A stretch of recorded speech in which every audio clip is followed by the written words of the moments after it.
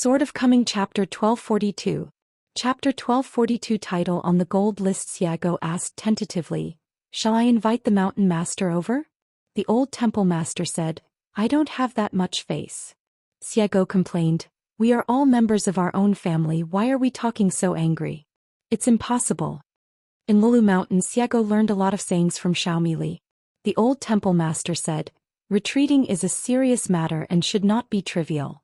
Xiago felt relieved. In ancient times, this Taoist priest who was invincible from the cave, capable of forgiving others but not others, was known to all Taoist priests in the world besides his love of brewing wine. In addition, no matter how high the Taoism of Bixiao Cave Master is, he will be as small-minded as he is and he will hold grudges. It is even more thunderous and famous. However, Xiaomo did not agree with this theory and whispered to fellow Taoist Xiago heir, saying that this fellow Taoist Bixiao was a rare and powerful Taoist priest in the world. Of course, the beginning and end of this sentence are absolutely true. Only the middle paragraph was added by Xiago himself, and then the music compiler had to record it and it also had to be underlined. The old temple master said, "You can ask Xiaomo later about the specific process of the two sword questionings." Xiago asked tentatively, "How specific is it?" The old temple master smiled and said, "Tian Kai, you are not the only one who can witness Daozuan, Xiaoma is not bad either." Xiago nodded, stretched out his hand and hooked it. The old patron sneered and said, "Let a guest take the initiative to get the wine. Is this the Luopa Mountain way of hospitality?" Xiago is now very smart in what he says and does. He learned a lot of skills in dealing with people in Lulu Mountain and said, "Leave aside the second place enshrinement, just think of me as Bai Jing for the time being." The old observer was indifferent. Xiago is helpless. Fellow Taoist Bixiao doesn't regard her as his sister-in-law. Mr. Zhu said it well, living in seclusion in the mountains will help you live longer, and you will always be accompanied by reading, flowers, moonlight and good wine. The girl in the mink hat took out 2 jars of wine from her sleeves, helped to remove the mud seal, and threw them to the master of Bixiao Cave. The old temple leader also took out 2 flower cups and pushed one to fellow Taoist Bai Jing. Xiago filled the fancy wine glass with wine and reminded, "As promised in advance, if I say something wrong next time, everyone should do the work and everyone should do it, come to me. Our mountain master is in retreat. Don't rush in blindly." The old temple master said, "Your wine quality is very good. So I didn't dare to offer her a drink." Xiago blushed, his aura was much weaker and he muttered in a low voice, "Drinking makes people cowardly." The old temple leader raised his chin in a certain direction. "If you are all a coward, who do you think you are?" Xiago was very annoyed. He kept talking about our mountain master in such roundabout ways. The girl in the mink hat slapped the table and raised her wine glass. "Come on, fellow Taoist Bixiao, I haven't seen you for 10,000 years, but you are still alive and kicking. Well, very good. Don't talk nonsense, just mention one." The old patron raised his wine glass and drank it down with Bai Jing. After the night sailing battle, Qin Pingon had been making bold assumptions and tried every means to verify it carefully, using Wu Shuangjiang of the 14th realm as his imaginary enemy. Before that, the imaginary enemy was Pei Min, a swordsman. That time outside the Tiangong temple in Tongyi's Hao, Qin Pingon lost miserably and even lost an imitation sword. Like Bai Jing, Pei Min is a perfect swordsman in the Ascension realm, and he also owns 4 natal flying swords. He is also one of the 2 masters in Lu Tai. As a swordsman, Lu Tai is afraid of heights, which is because of Pei Min. Because he had been reminded by Lu Qin and Wu Shuangjiang, Qin Pingon must now be wary of the female crowned Wuzhou named Taiyin. Because this veteran of the Qingming world with 14th level experience has set his sights on Qin Pingan's beheading, inspection, and execution. Wuzhou is in the realm of human appearance but weak sky. Qin Pingon met him last time when he was discussing affairs by the riverside of the Confucian temple. He was an outstanding person and he was a person who acted more neatly than a swordsman. This means that whenever Wuzhou decides to take action, it will be the result of the lion fighting the rabbit with all her strength, and she will never have any ambiguity. After all, Pei Min didn't have much murderous intention during the battle at Tiangong Temple. Qin Pingon didn't think that Wuzhou, who needed to refine things to repair his path, would be afraid of his identity. The last time he was attacked by a 14th realm candidate ghost at the Alchemy Temple, It turned out that Qin Pingan's precautions were indeed necessary. After the founders of the three religions dispersed, the monks at the top of the mountain were no longer so particular about their work. As one of Qin Pingan's methods to suppress the bottom of the box, there are 3 Xian book pages and life-saving talismans involving the long river of time. The pages were obtained from his husband, and the talismans were drawn by Zhou Xian. However, the sword holder reminded Qin Pingan that with these time talismans around him, it was still not a foolproof strategy. For example, it would be more troublesome to face Qin Qinglu, the dragon-slaying man who had returned to the 14th. Unless you are holding the big talisman that Daozu personally refined, it is a foolproof strategy. Being able to give a qi refiner under the 14th realm is equal to an extra life, which is the life of the whole body, not just the life of one finger. The old viewer raised his sleeves, counted with his fingers, turned to look in the direction of Fuyao foothills and said with a smile, "There are so many clues, overtly or covertly, hidden or explicit, all pointing to one place. It's all right before your eyes. Underneath, I just pretend not to see it. There are several swordsmanships in the world that dare to call themselves can communicate with the gods." The girl in the mink hat immediately pricked up her ears and waited patiently for the next words. Qin Lingjun had already fled. The boy in green with oil on his feet just felt that this mountain road was so long. Whether he was running at full speed or escaping against the wind, or even using the shrinking method, there was no end. The old temple leader asked, "Fellow Taoist Bai Jing, have you seen the sword talisman?" Xiago nodded and used a jargon from the antiques industry. "It's a good thing with a wide open door." The old temple master asked, "Aren't you interested in this ancient sword technique?" Xiago rolled his eyes and said, "To me it's still tasteless." The old temple master continued to ask, "What about Luopa Mountain, especially the Qingping sword sect?" Xiago pretended to be stupid and said, "I'm just a worshipper, I don't want this." To complete a sword art, 5 or 6 sword talismans are needed. Note 1, Chapter 851 Mud Bottle Alley. Of course, the premise is that the sword secrets contained in each sword talisman are not repeated. This object is destined to be unable to be imitated and imprinted. Sword tactics and sword talismans are related to the coexistence of great ways. She probably kept 3 copies. The old temple master said, "Mother-in-law, am not happy. On the avenue there are some ripples in the love between men and women, but it doesn't matter. Such deliberate avoidance has confirmed that there is no 300 taels of silver here." Xiago glared and said, "Fellow Taoist Bixiao, if you say that, I will." The old Taoist priest smiled and said, "Oh?" It was rare for Xiago to give in, "But I want second the proposal. Today I have just accepted a direct disciple who has not yet been named. On such a happy day I will not have anything to do with this stinky old man." In the past, when Luopa Mountain was unknown in the western mountains, if you wanted to control the wind, you had to wear a sword talisman made by the Longquan sword sect's secret refinement. This was an iron rule established by Ruan Qiong. At that time, Chongqing returned to Luopa Mountain before Qin Pingan, and it was she who bought the most sword talismans. Every time she went out, they hung them around her waist, as many as the keychain of the little housekeeper Nuan Shu.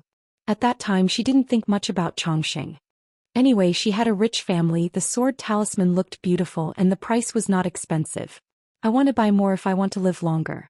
In the future I can give it to my son when he returns home, and then give it to the members of the Jisa Peak Ancestral Master Hall." In fact, the Longquan sword sect had rules at that time, and one person could only purchase one sword talisman. But at that time, Chongqing was very close to Miss Ruan, who often went to Qilong Lane to buy cakes. Moreover, longevity is also kind. Every time she spends money to buy sword talismans, the price gets higher every time. The key is that she uses gold and fine copper coins that she casts herself. So even if Ruan Qiong knew about it, he rarely said anything. Another expert who has collected a large number of sword talismans is of course the wealthy Chief Shou. Every day when I open my eyes I wonder there is more fairy money in my account. I am worried to death how to spend it. Jiang Shangzhen, who exploited a loophole and became addicted to collecting sword talismans, paid someone to help him buy sword talismans from the Longquan sword sect. As Ruan Qiong's first disciple, Donggu had a good impression of Lulu Mountain because he was born a monster, so he turned a blind eye to it. Yangji, who is now running to Tonggi's Hao to help excavate the Great Dam, has in his hands the great demon of the old throne who has an ancient magical power that even a noble dog would covet. It is useless for Yangji who practices the natal water method, but it is a great supplement for Baijing who practices swordsmanship. Xiago wanted to chop Yangji for more than a day or two. Who can find too many Dao numbers? Yangji never mentioned to anyone that before she attained enlightenment, she was unfortunately affected by a great war. She once saw with her own eyes one of the 5 ancient supreme beings in a horrific battlefield filled with bones.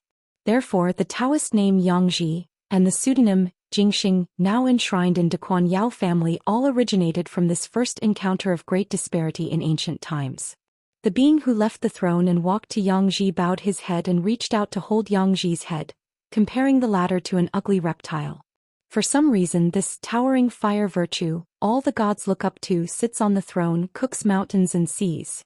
Instead of killing a demon monk who practices water magic, he taught Yangji a magical power.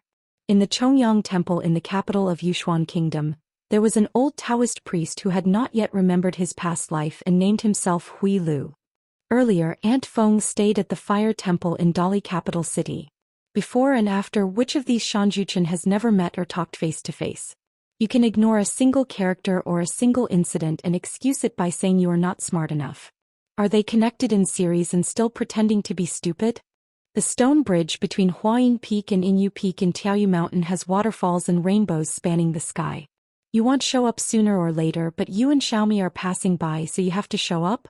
Honghu Mountain and Hon Kim Lake, which was formed by Long Quan Jianzong moving the mountains and letting the rain fall, are just like a wordless encounter between mountains and rivers. Doesn't it also correspond to a certain gift given by someone in the early years? On the green bamboo slip, who wrote a sentence about landscape and reunion? Note 2 Chapter 180 Like a god. The more you feel that it has nothing to do with love, the more guilty you will feel. Traveling hand in hand, swordsmanship opened up the wilderness, and had a very dangerous battle with the culprit of the Tuyue mountain demon. Note 3, Chapter 860 Single Duel. The first disciple of the great ancestor of Tuyue mountain, his natal flying sword, Xianxia, has some of the magical powers of the 12 high-ranking gods, Imaginer, and Echo. What the young official saw in his eyes was like meeting his inner demon. The city Shinwen, who had given the sword-carrying boy a golden gallbladder, questioned the accountant's refusal to kill him at Shujian Lake. The appearance of the white-robed monk who surrendered the mental ape on the mountain wall in the past means questioning the error-free state that he has been pursuing tirelessly in the past. And Qi Jingchen, a woman in blue. She had no intention of blocking the road. It seemed that she just wanted to get an answer to something Dong Shuijing once asked Chen Pingon. At that time, Dong Shuijing's question roughly meant that Mount Xianxian in a foreign land was so far away, but Mount Xinxiu in his hometown was so close. If there were no distracting thoughts, why would he go to the two places or not? The old temple leader shook his sleeves to dissipate some of the Dao charm and said with a click of his tongue, "You are an immortal, but you dare to stop Qin Qinglu from handing over his sword to behead him. You really don't take the dispute of Dao seriously." Xiego grinned and said, "Artists are bold, so it's just a false alarm." The old temple master curled his lips and said, "If the predecessors had not planted trees for others to enjoy the shade, and the Taoist friend Qingzhu had the usual temper, he would have killed anyone who dared to block his way. For example, Yu Yu, a swordsman in the Yupu realm, dared to kill Qiuji, who had high hopes from the Yugui sect. Xiaomo, an Ascension realm sword cultivator, cannot do such a thing. Xiaomo was like this, let alone Qin Pingon. People who practice Taoism have many identities, which are both talismans and burdens.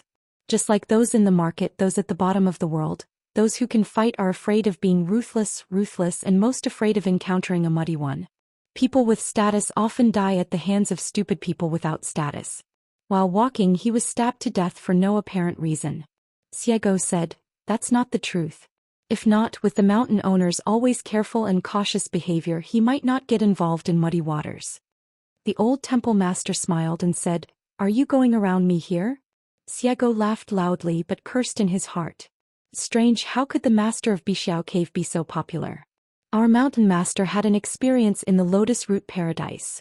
One old and one young, one host and one guest. It is said that we got along very well.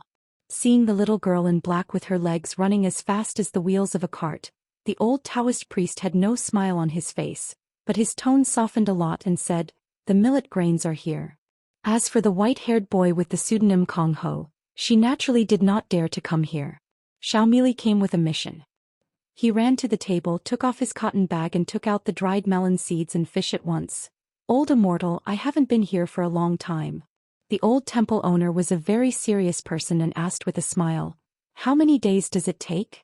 Xiaomili didn't even need to do any calculations in his mind, he immediately reported the accurate number of days. Obviously he always thinks about this amiable old Immortal. A smile appeared on the old temple master's face, he nodded slightly and said, I'm determined. Xiago once again looked at the millet grains with admiration. Our protector of Luo Shanyu is so strong, how can we treat guests like this? You must know that in ancient times, as long as the master of Bixiao Cave left Luobaotan and walked alone on the earth, he was famous for not selling anyone's face. If he disagreed, he would kill without mercy. Before taking action, I said, I'm giving you face? Xiaomili scratched her face, her eyes rolled rapidly, hesitating on how to speak. The old temple master guessed her thoughts and laughed in his heart. Tell that Sui Chugong Tianran, someone's puppet Su Jun, he has reached the 14th realm, and he will naturally have a reward from the Great Road. Especially wild and magnificent, the two hearts are in harmony with the dial, and they have officially become a Taoist couple. It is something that has never happened in thousands of years for the heaven and earth to be in harmony with each other. There is a lot of help and the benefits of the Tao can be imagined. Then the military solution is true and you cannot die if you die. The actions of military strategists are interconnected and step by step. They are all planned by someone. Wait until Lu Xianyang and Qiangyue get married on May 5th of this year. After that, the master of your mountain will marry Ning Yao, the #1 person in the colorful world. Husband, if you save a lot of things like this, I believe that it won't take long for someone to lie down comfortably and return to the top without any effort. Xiaomili silently wrote it down word for word, and later reported the military information to the genealogy officer when he returned home. Xiego was amazed. So the Taoist monk of Kongho has such a good brain? No wonder our genealogy officer doesn't like to use his brain. The old temple leader said, times have changed. In the past 10,000 years, the Taoist power of the Qi refiner has not increased, and the mental strength is much higher. He, a Taoist monk, has many secret methods.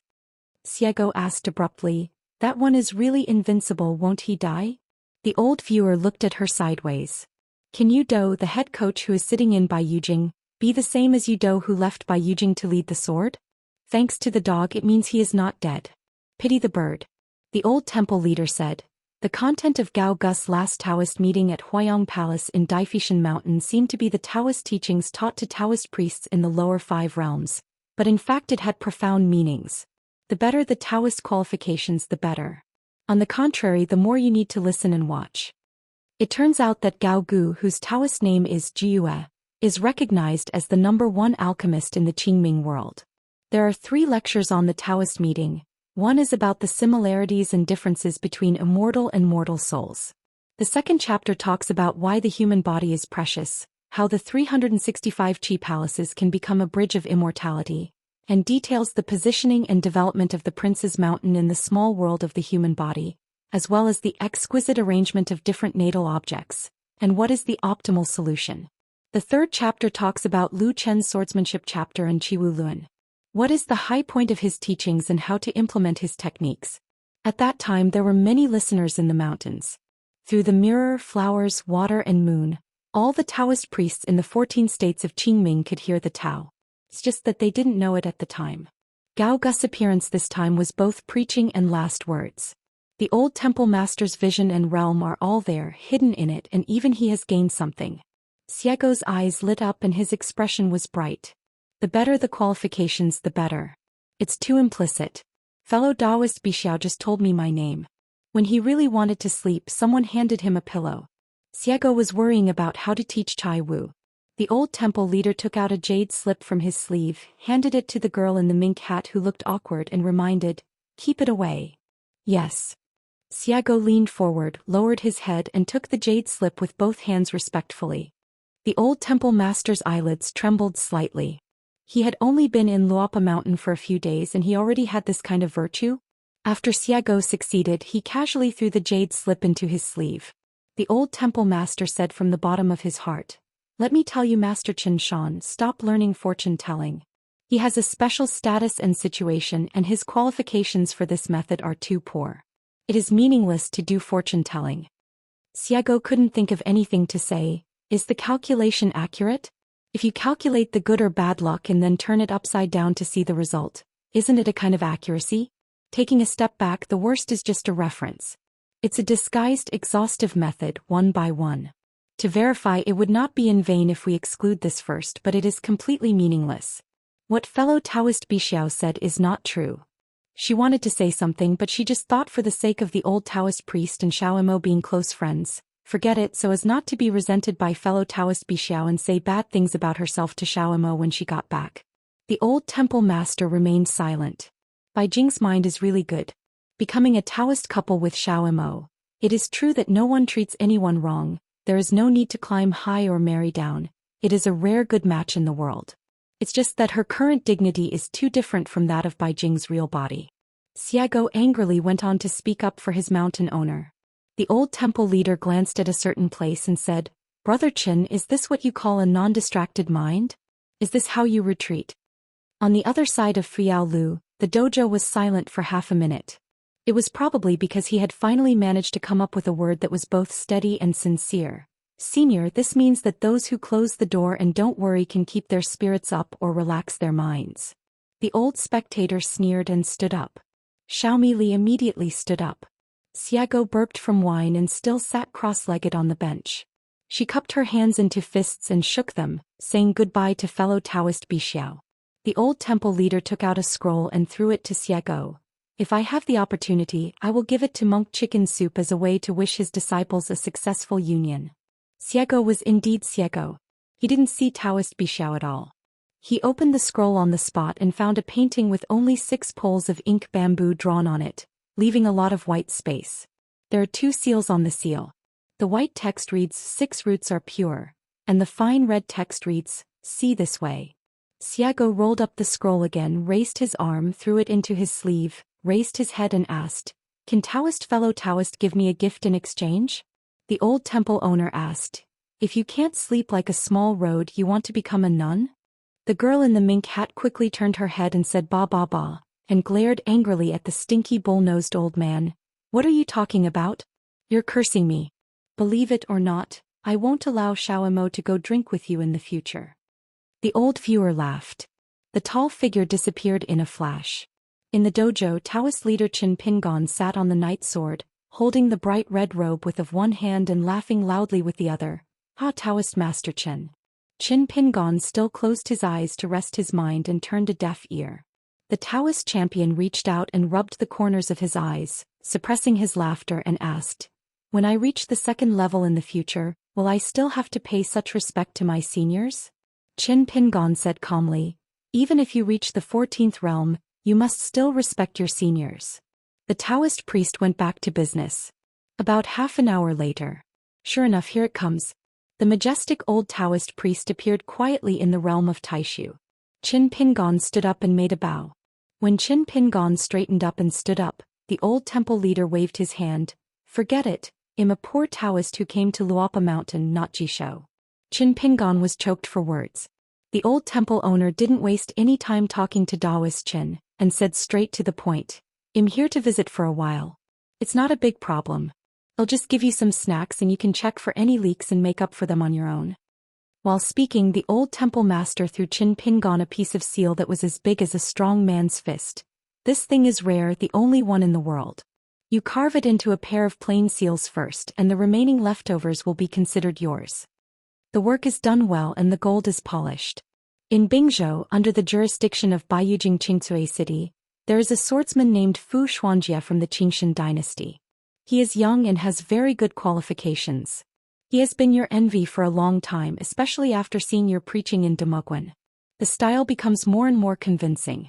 After carving a pair of plain seals on one side, the 3,000 words of Taozu are engraved on the side, and on the bottom side of the white text, it is engraved, "When the spirit is reached, nothing can be accomplished." On the other hand, you can engrave whatever you want in the margins. You can even make up a few of your best limericks. Qin Pingon had already waved the cut-off sword and held the tip of the sword with 2 fingers, using it as a carving knife. Sitting on a futon, There is a table and an incense burner in front of him, and smoke is curling up from the kitchen.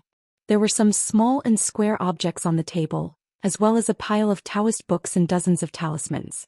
Qin Pingan's cutting the sword movement was extremely sluggish, which shows that the seal material is as tough as a sword whetstone. Qin Pingan raised his head and asked, "It takes a long time, senior, can you wait? Or should I let Xiego take him to Qingming Tianxia?" The old temple leader said calmly, "The Confucian temple and Bai Yujing cannot rush Pindao. The former needs to keep an eye on the trajectory of the two fairies, while the latter cannot take care of Pindo's fate for the time being." Qin Pingan remained silent, his expression remained as usual, he continued to lower his head and carve the stone carefully. Obviously, in the eyes of the old temple master, the Confucian temple is just a ritual saint, and Bai Yujing is just Yudo. Qin Pingan looked attentive. Every time he carved a knife he had to look at it several times, make a mark according to the shape and chop the jade first. Under the eyes of the old connoisseur, he only cut corners when the lard was deceived. With nothing to do, the old viewer reached out to grab a copy of The Authentic Book of Alchemy, and turned directly to the last 2 pages, which were all blank. The old temple master breathed lightly at the page, then put his fingers together to remove all restrictions, revealing 2 talismans and hundreds of words of comments. Coincidentally, one of the talismans is called Eternal Life Bridge, which is almost one of the 3 lectures of Gao Gus preaching. A bridge of immortality for a Taoist cultivator is actually a series of 565 human and qi palaces. The human body is born with it, and this is the foundation of the Tao of the qi refiner. Drawing every big talisman in the world is extremely difficult. The greater the effectiveness of the talisman, the more equivalent results must be paid. Not only does it require consuming a huge amount of the spiritual energy of heaven and earth, it will also damage one's spiritual conduct for many years. What's more, it also requires consuming the merit and luck of the person who draws the talisman. Qin Pingan's falling sword became more and more ups and downs, and he took the prototype of Su Zhang. He rested for a moment, rubbed his wrist and asked, "Can these methods of mine stop Wuzhou's sneak attack?" The old temple master was not in a hurry to give an answer. He stretched out his hand and pinched a piece of paper from the desk and smiled. Qing Tong is a waste who is greedy for more and wants to learn everything. He is not good at anything. He only has the qualifications to learn talismans. It's okay to learn this sudden talisman from Lu Laosen. Probably took 200 to 300 years to get a barely spiritual resemblance. But Lu Laosen also learned the 10,000 years talisman from his master. What Qiao learned from it is already a first-class original. If Qing Tong imitates it again, it will be another layer of distortion. When it comes to you, it has been manipulated again, ha. The old temple leader grabbed another true match, first created by the Lu family of the Yin and Yang family in Middle Earth, nodded and said, "Even if I come to Howren in person, you can use those messy methods and this trivial corpse-killing talisman to sacrifice after coming out. It is no different from the real body. You can take the place of death. You can use 3 of them in a row.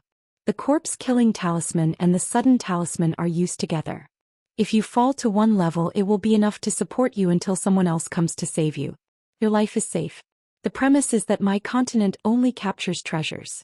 I don't want to kill anyone, and I also don't want to be arrested by the young master and sent to the Confucian Temple's Merit Forest to be imprisoned." Qin Pingan asked, "Is it possible that Wuzhou will break 6 talismans in a row?" The old temple master smiled and said, "Or what do you think? I am so leisurely playing hide-and-seek with you." Qin Pingan continued to be busy. The old spectator then grabbed the 3 large talismans placed adjacent to each other on the case table, Lu Laosan's Flying to the Moon talisman, Wu Shuangjiang's Jade Axe talisman, plus this day-shaped treasure basket. Sure farewell. 3 days ago I was very impressed. The boy with mud-legged legs in the past was now able to help people preach and protect the Tao. I spent such a large amount of money and used the Jiangzhen Qinglu, thinking that the 3 elements would be useful, and the formation would be one, to help the little Taoist priest achieve enlightenment and ascend after his merits are perfected? Qin Pingan didn't even raise his head and said with a smile, "It's a matter of loyalty to someone who has been entrusted by someone." The old temple owner asked, "Why don't you learn the Quan characters of Mr. Sanshan Jiuho?" Qin Pingan said helplessly, "I can't learn." The old spectator shook his head. There are obviously different opinions. Qin Pingan understood the idea and immediately asked, Senior Li Er had a very fresh idea when he taught boxing. He said that the 639 muscles in the human body are the mountains and dragon veins of the world. The more mountains a pure martial artist builds. The old temple master interrupted Qin Pingan's words. There is no need to chat about these martial arts skills with Pin Dao. Think about it yourself and stop thinking about verifying anything from Pin Dao. After that, Qin Pingan silently carved the stone, and the 2 long strips of plain seals were finally completed. There are quite a lot of scraps. The old temple master nodded and said, "It's time to engrave and sign the signature." Qin Pingan hesitated for a moment and said truthfully, 3,000 words must be written in one breath and with continuous spirit. I can't engrave it, so I'm not sure at the moment. The old temple master clicked his tongue in surprise. You don't want to engrave words if you don't care about your head? Xianxia really doesn't have an overnight grudge. Qin Pingan was helpless. He had never imagined that the jade material was so hard. I'm sweating profusely now, but I'm not pretending.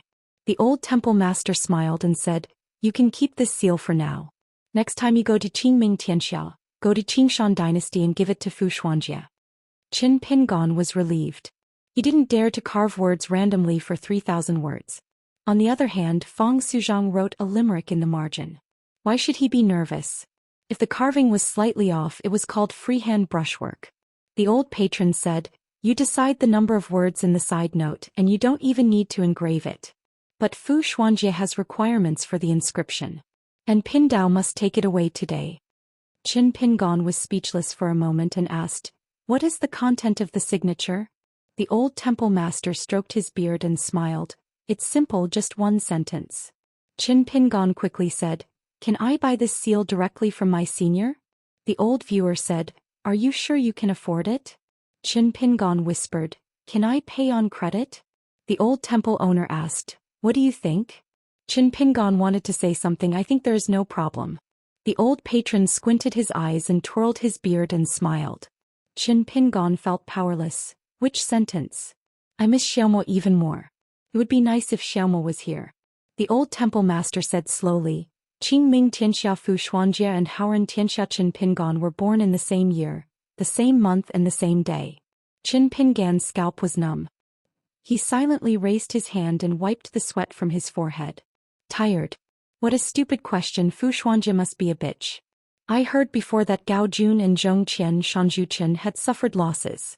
Qin Pingan asked tentatively, can you change the wording with a slightly smaller number of words such as both sword cultivators? The old temple leader smiled and asked, why don't Pin Dao just stay here for a few more days? Xianxia can help others protect the road, and Pin Dao can help you protect the road? Isn't it a beautiful talk on the mountain? Qin Pingan had a dark face. The old patron smiled and said, then let's put it another way. Qin Pingan was granted amnesty. The old temple master said, replace it with Qingming Tianxia Fu Xuanjie and Haoran Tianxia Qin Pingan are both sword cultivators born in the same year, the same month and the same day.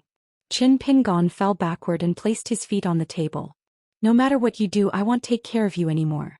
When they saw Zhou Xian in the bright moon on the sea, Qin Pingan asked Lao Zhenren for 3 talismans that could hide his body and inhabit a mind respectively.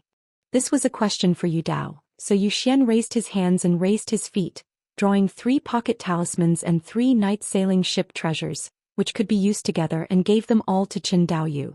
It's just that Zhou Xian didn't forget to remind Qin Pingan that the so-called concealment of the 3 talismans where his mind resides is also relative.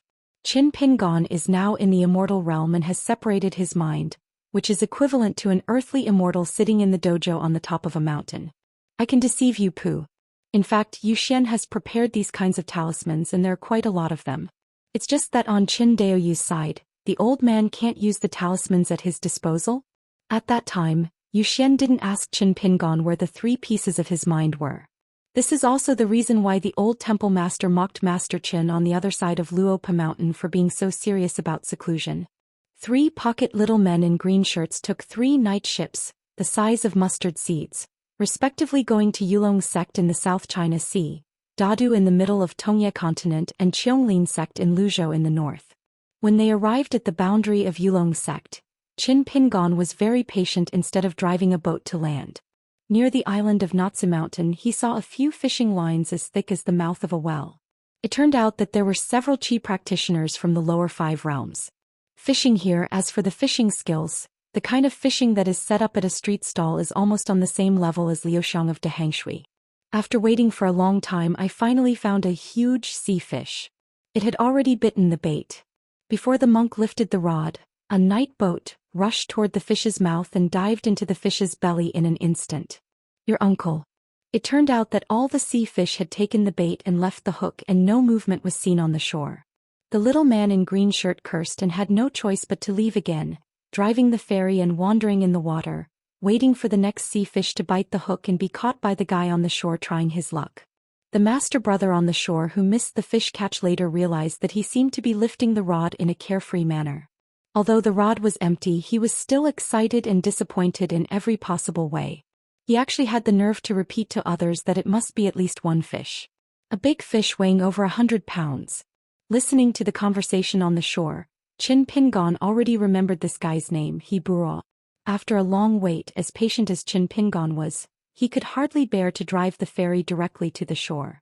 In the past, I always felt that those who were practicing Taoism or pure martial arts, and did not use any magic, supernatural powers or infuriating means when fishing, could be considered as members of the same Taoist community and have a taste for it. I finally seized the opportunity and hid in the belly of a stupid fish, and was caught by the expert brother with a pole.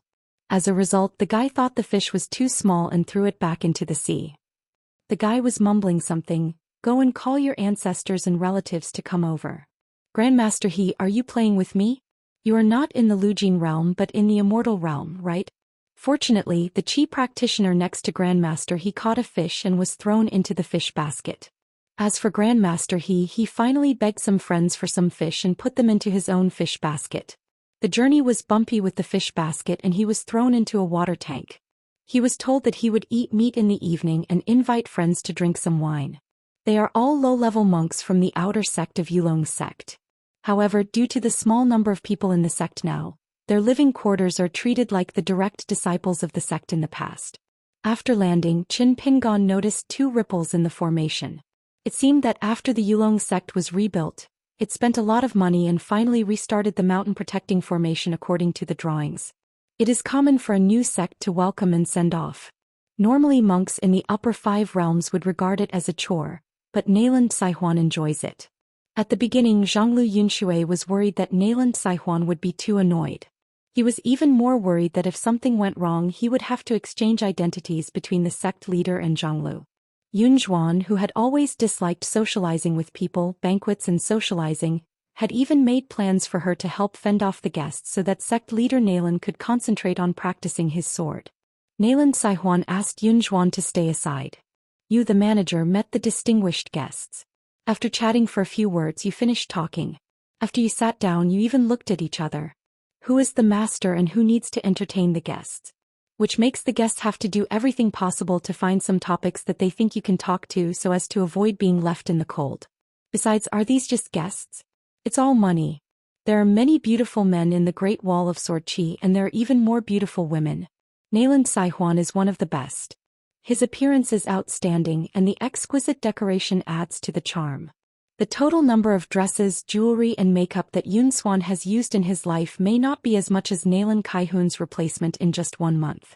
Today's meeting at the Zushi Hall mainly discusses the opening of a sea city.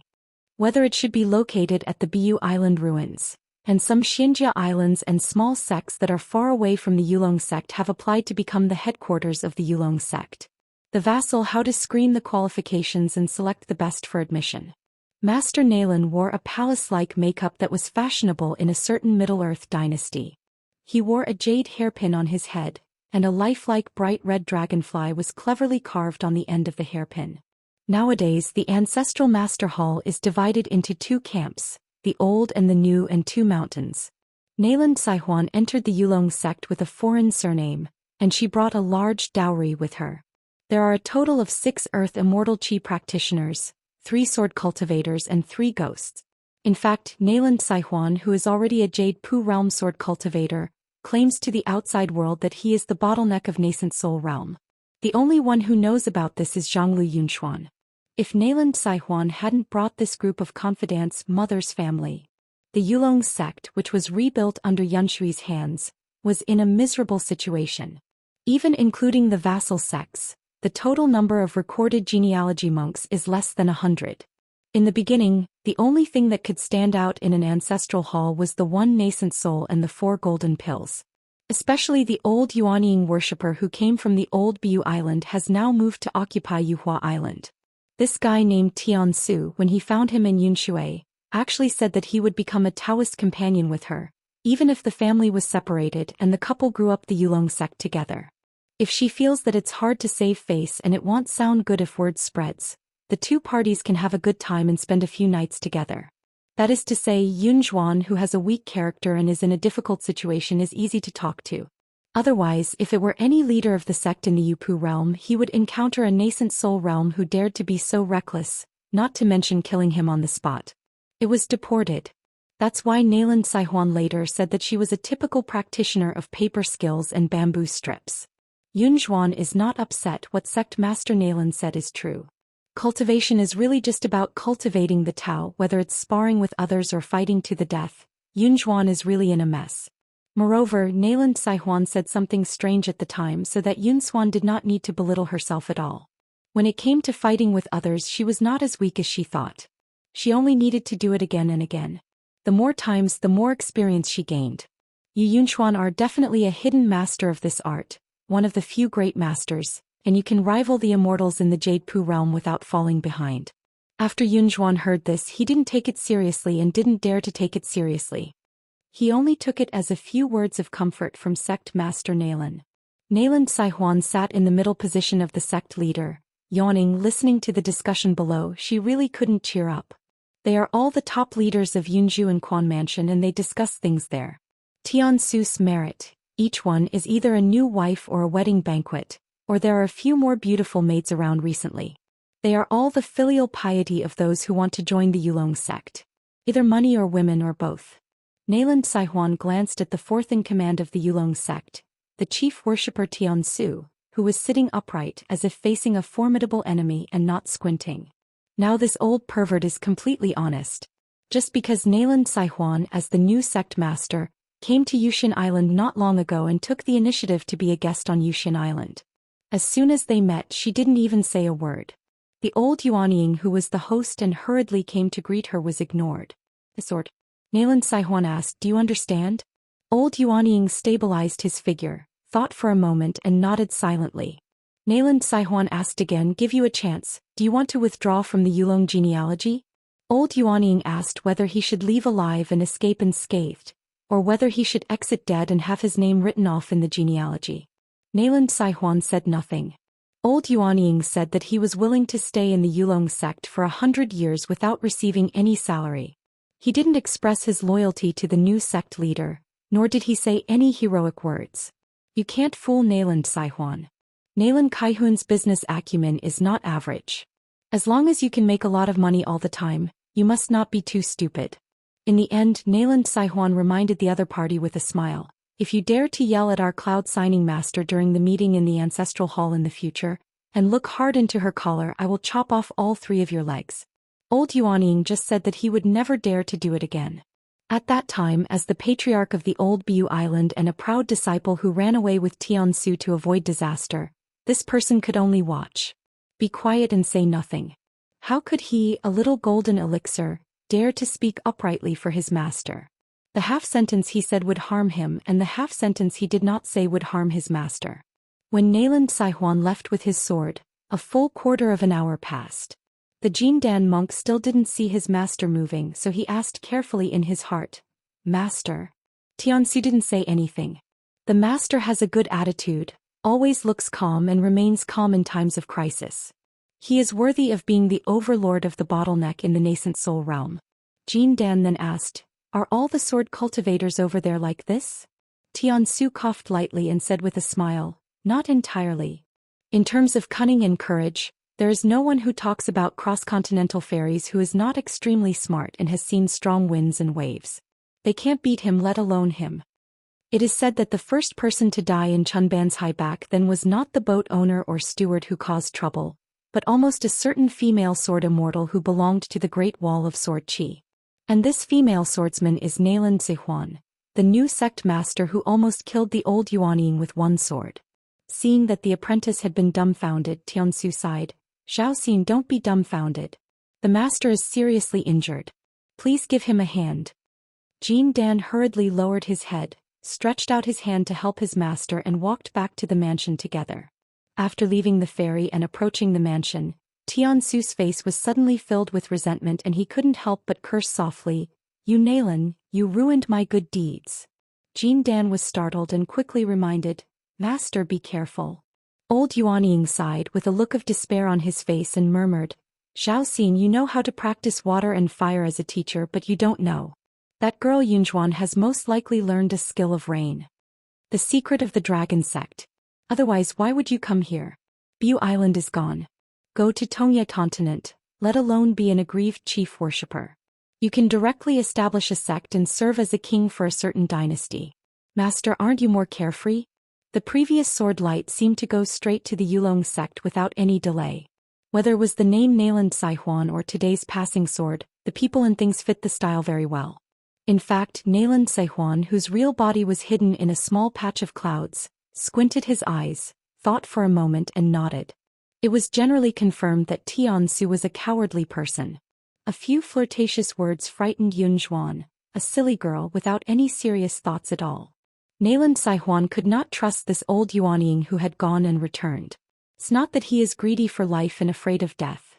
There are many chi practitioners in the world and he is not the only one who is afraid of death.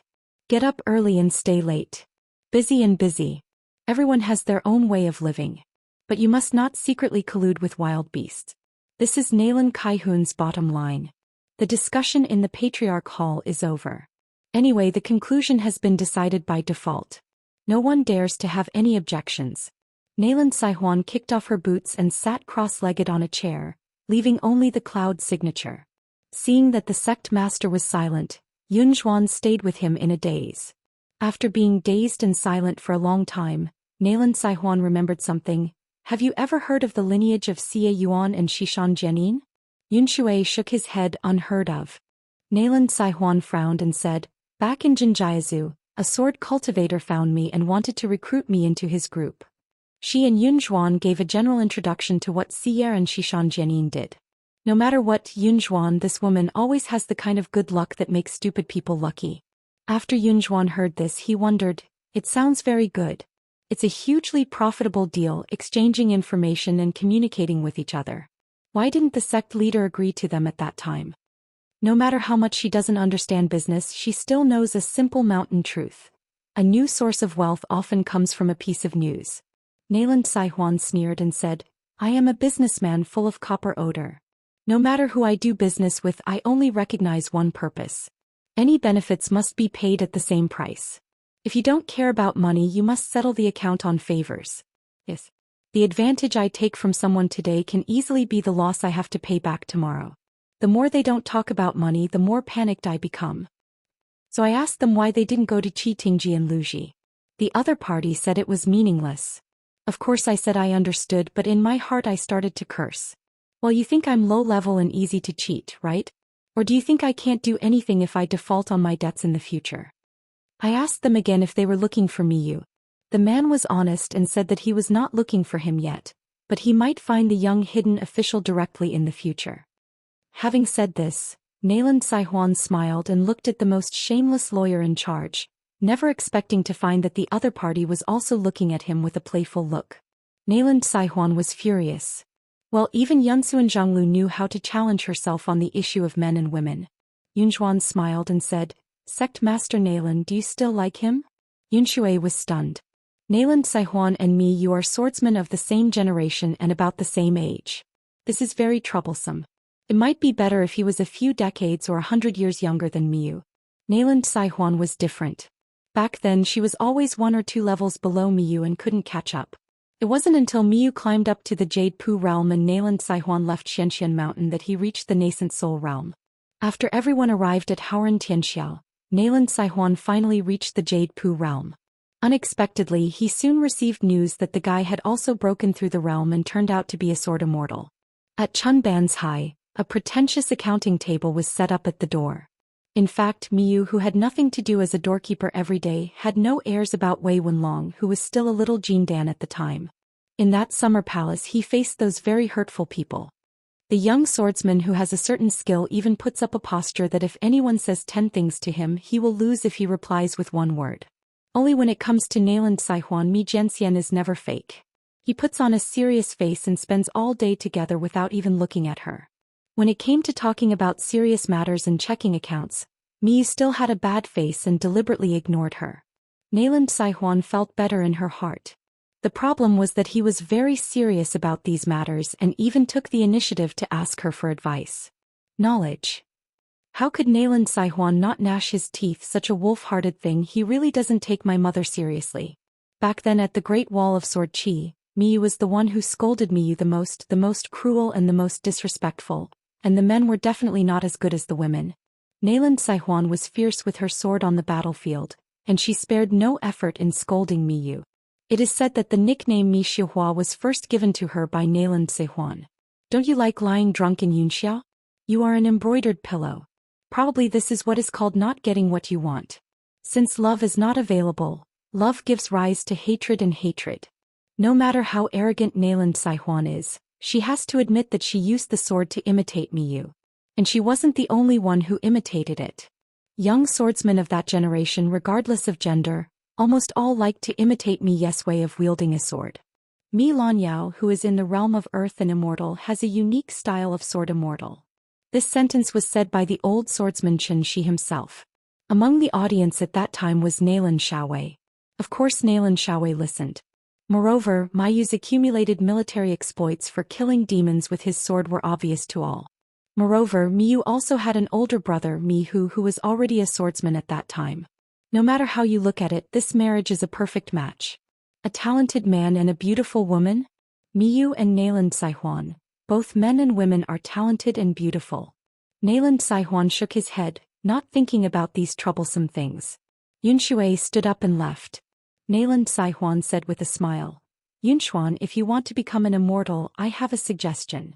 The cloud sign has swept out of the ancestral hall with a graceful figure. His clothes and belt are in the wind, and the clouds and flowing water are flowing. The Yulong sect is located in the waters of the South China Sea. There is no master-slave relationship with the Nanhai Sea Monarch Mansion. Although Li Yeho, the water lord named Jiaoyue, did not come to Yulong sect in person, he sent the goddess, the chief officer of the etiquette department, to come here. In Donghaijin Mansion, Nailand Saihuan did have some connections. Back then she claimed to be a genealogy monk from hanging Shanshui Jing Palace, and she did business in partnership with a local female monk from Fuyao continent named Gong Yan, nicknamed Ah Wu. Now Gong Yan has suddenly changed and become rich and famous. She has become the head of the secretary of the Imperial School of Donghai Prefecture.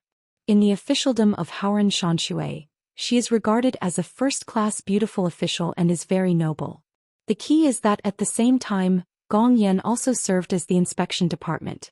Before resigning to make way for the next person, Gong Yan could be said to be a big shot with both virtual and real power. Yun Zhuan became more and more certain that making Nailand Saihuan the leader was the wisest choice. Nailand Saihuan only read business classics and account books, and didn't read many miscellaneous books.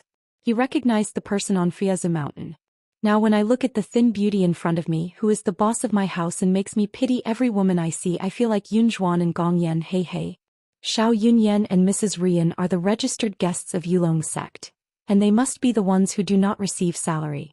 When it comes to business and abacus, Nailand Saihuan considers himself to be the third in the Sword Qi Great Wall, but no one dares to compete with him for second place. Who is first? Why did Chunban's Hai and Mayonzi disappear back then? Even a mat has been rolled away by you. Paying homage to the little accountant Nailand Yudo of Jiantai, according to her seniority, the little girl has to call Nailand Saihuan grandma. At a young age he has already learned how to do business with Master Ingguan. In some branches of Luopa Mountain's main financial avenues, the little girl has a shareholding and dividends. Although the amount is not large, it can be compared with that guy. Nailand Saihuan was in awe of him. He was the future pillar of the family. At that time, Nailand Saihuan received the instruction from the young hermit official, which was roughly equivalent to receiving a decree issued by a summer palace. Nailand Saihuan left Xianxia Mountain and headed to Fuyao Island, where he temporarily took over a leaderless landscape cave. During this period he met a good business partner, a female nun named Gong Yen from Yupu realm. She emptied the Xianxia cave property, not to mention the treasury and the secret realm which had to be dug up and down. Even the more than 20 chairs in the Patriarch Hall were not spared. Even the secret spittoons on the mountain and the toilets for female nuns were all resold by Nailan Seihuan and exchanged them all for real gold, silver and fairy money. Make money, don't be embarrassed. Nailan Seihuan also met a gentleman from the Confucian temple who was responsible for the finance of Xianxia cave at that time. It is precisely the high level of the deputy headmaster of Laiyuan Academy. It's not just how much you sell, it's all Lan Kaihun's business. She only charges 20% of the profit. Even so, that's not old or young. So she is still very motivated. After that, Nailan Saihuan went to Jinjiazu and Luxiazu, where no business could be done. Now, not talking about private money, she only said that she had 6 square-inch items and 2 close-to-hand items. Yunzhuan left the ancestral master hall and had no intention of practicing qi training for the time being, so she started walking in the ancestral mountain. As the ancestral mountain of the Yulong sect, it is said that they are 2 opposing islands. In fact, one of them alone would occupy a larger area than the capital of many small countries. Previously, Nailan Saihuan took it upon herself to recruit a direct disciple for her. He is a young man holding a jade sign. The apprenticeship ceremony handed over by Nailan Saihuan was a jade tablet in the style of Wu Shi Pai. Note Chapter 927 Borrowing thousands of mountains and waters with you 8. On one side are the 4 characters Jianqi Great Wall, engraved in seal script, and on the other side are the words Haoren Tianxia in regular script. On the side of the sword Qi Great Wall, there is also the word Yin Guan, inscribed in small seal script, plus a number in small regular script. Since it is the apprenticeship ceremony, this nothing card is now the object signed by Yun.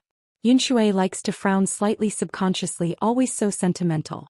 When I accidentally came here from Shuijing Palace to attend a meeting, how could it be so deserted along the way? I used to avoid people, but now it's not easy to meet anyone. Her senior sister was the sect leader who had driven her to Daishan Mountain to take charge of Shuijing Palace. Only in one thing did he lose to the junior sister Yunzhuan, who looked down upon him in every possible way.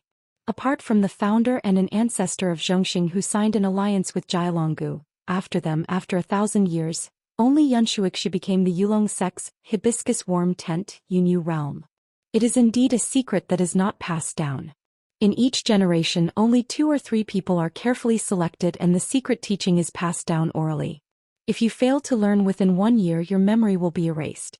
In fact, the founder of the Yulong sect once made a rule that no matter who becomes the sect leader in the future, if that person is unable to practice this method, then as long as he succeeds, he can immediately become the sect leader. But cloud signing is hard to talk about. The senior sister, on the other hand, was unwilling to give up her seat. The 2 senior sisters have a tacit understanding. One pretends that he has not learned it and the other pretends that he has not learned it. Yunzhuan sighed quietly. The sea breeze blew over her face, ruffling her temples, and her robe was blown to one side. The already beautiful woman became more and more curved. Although the sect has a small number of people for the time being because the sect leader is Nailan Saihuan, most of the young genealogy monks now are the direct descendants of the ones that Yunzhuan took away from Shuijing Palace back then, because they are hanging upside down. The mountain cultivators are actually more knowledgeable than the Yulong sect's ancestral mountain cultivators.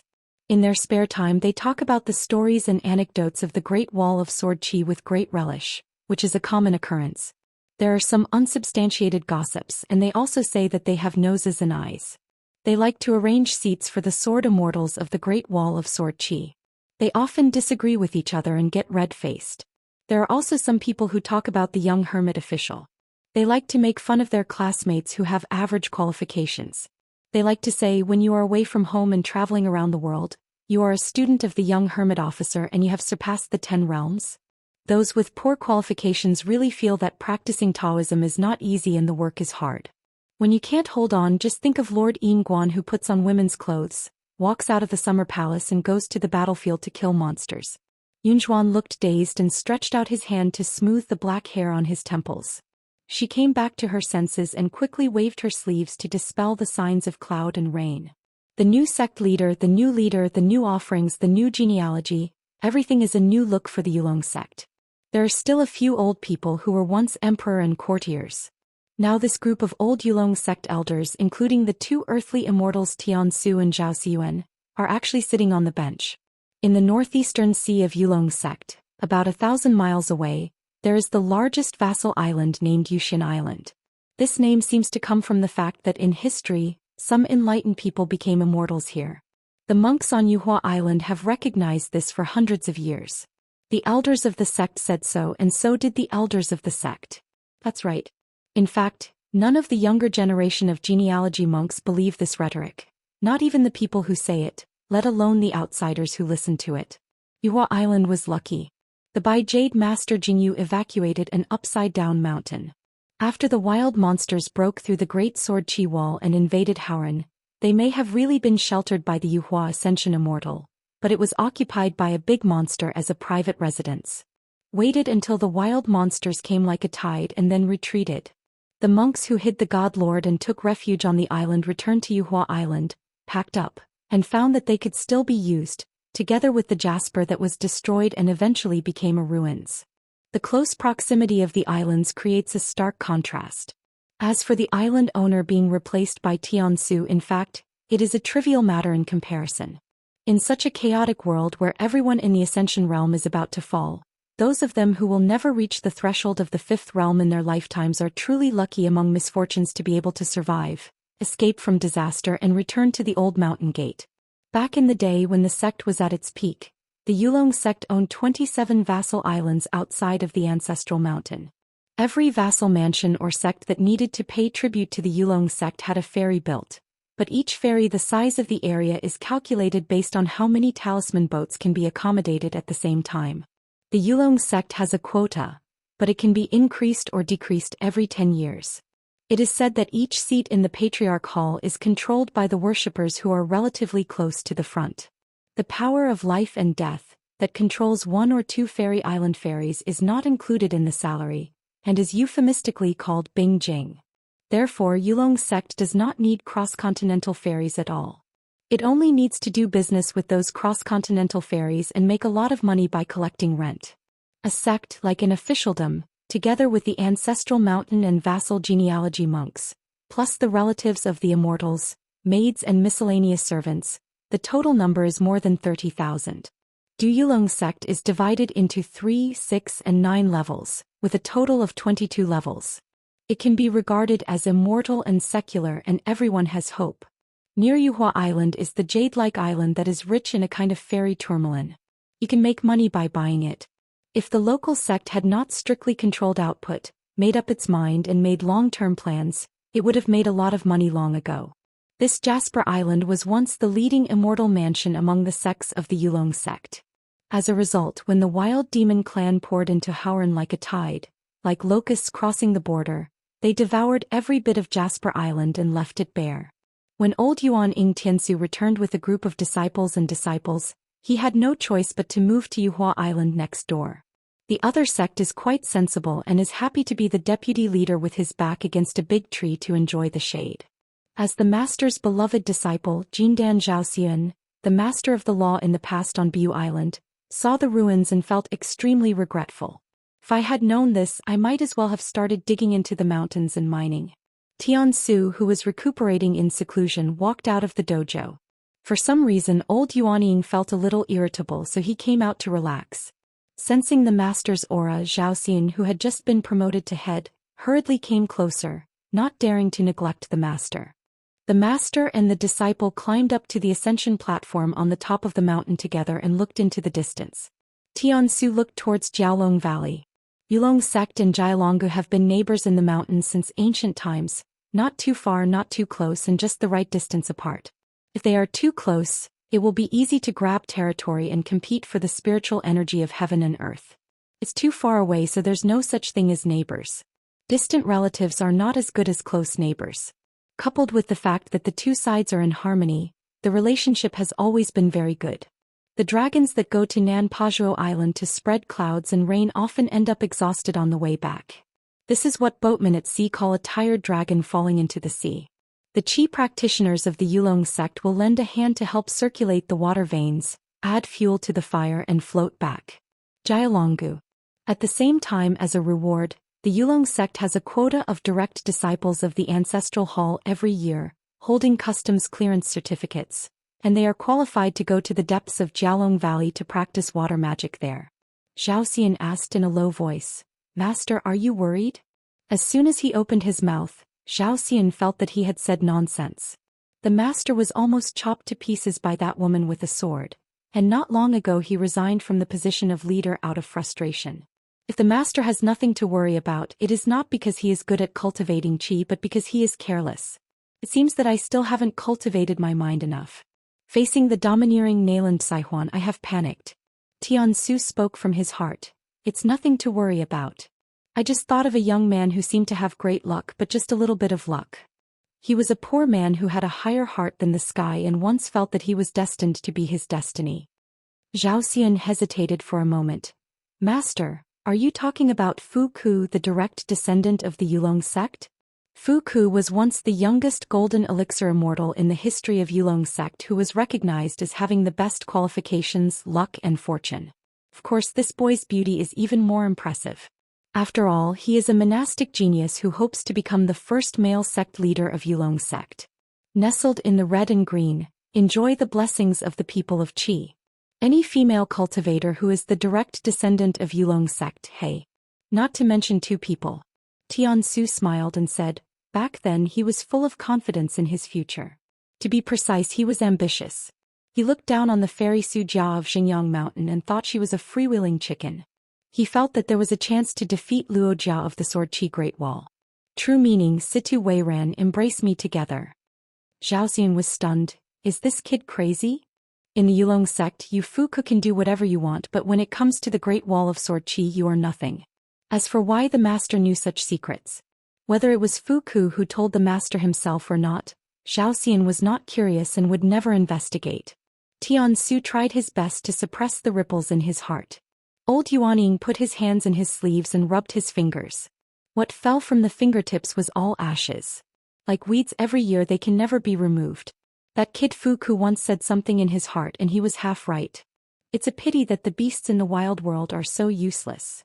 Then the master said something which made Zhao Xian feel a chill down his spine and he looked around. Tiansu put his hands in his sleeves and said calmly, since we are visiting Yuhua Island, then the visitor is a guest, so there is no need to hide him. The sky and the earth were silent and Zhao Xian was frightened. A moment later, Zhao Xian was even more horrified.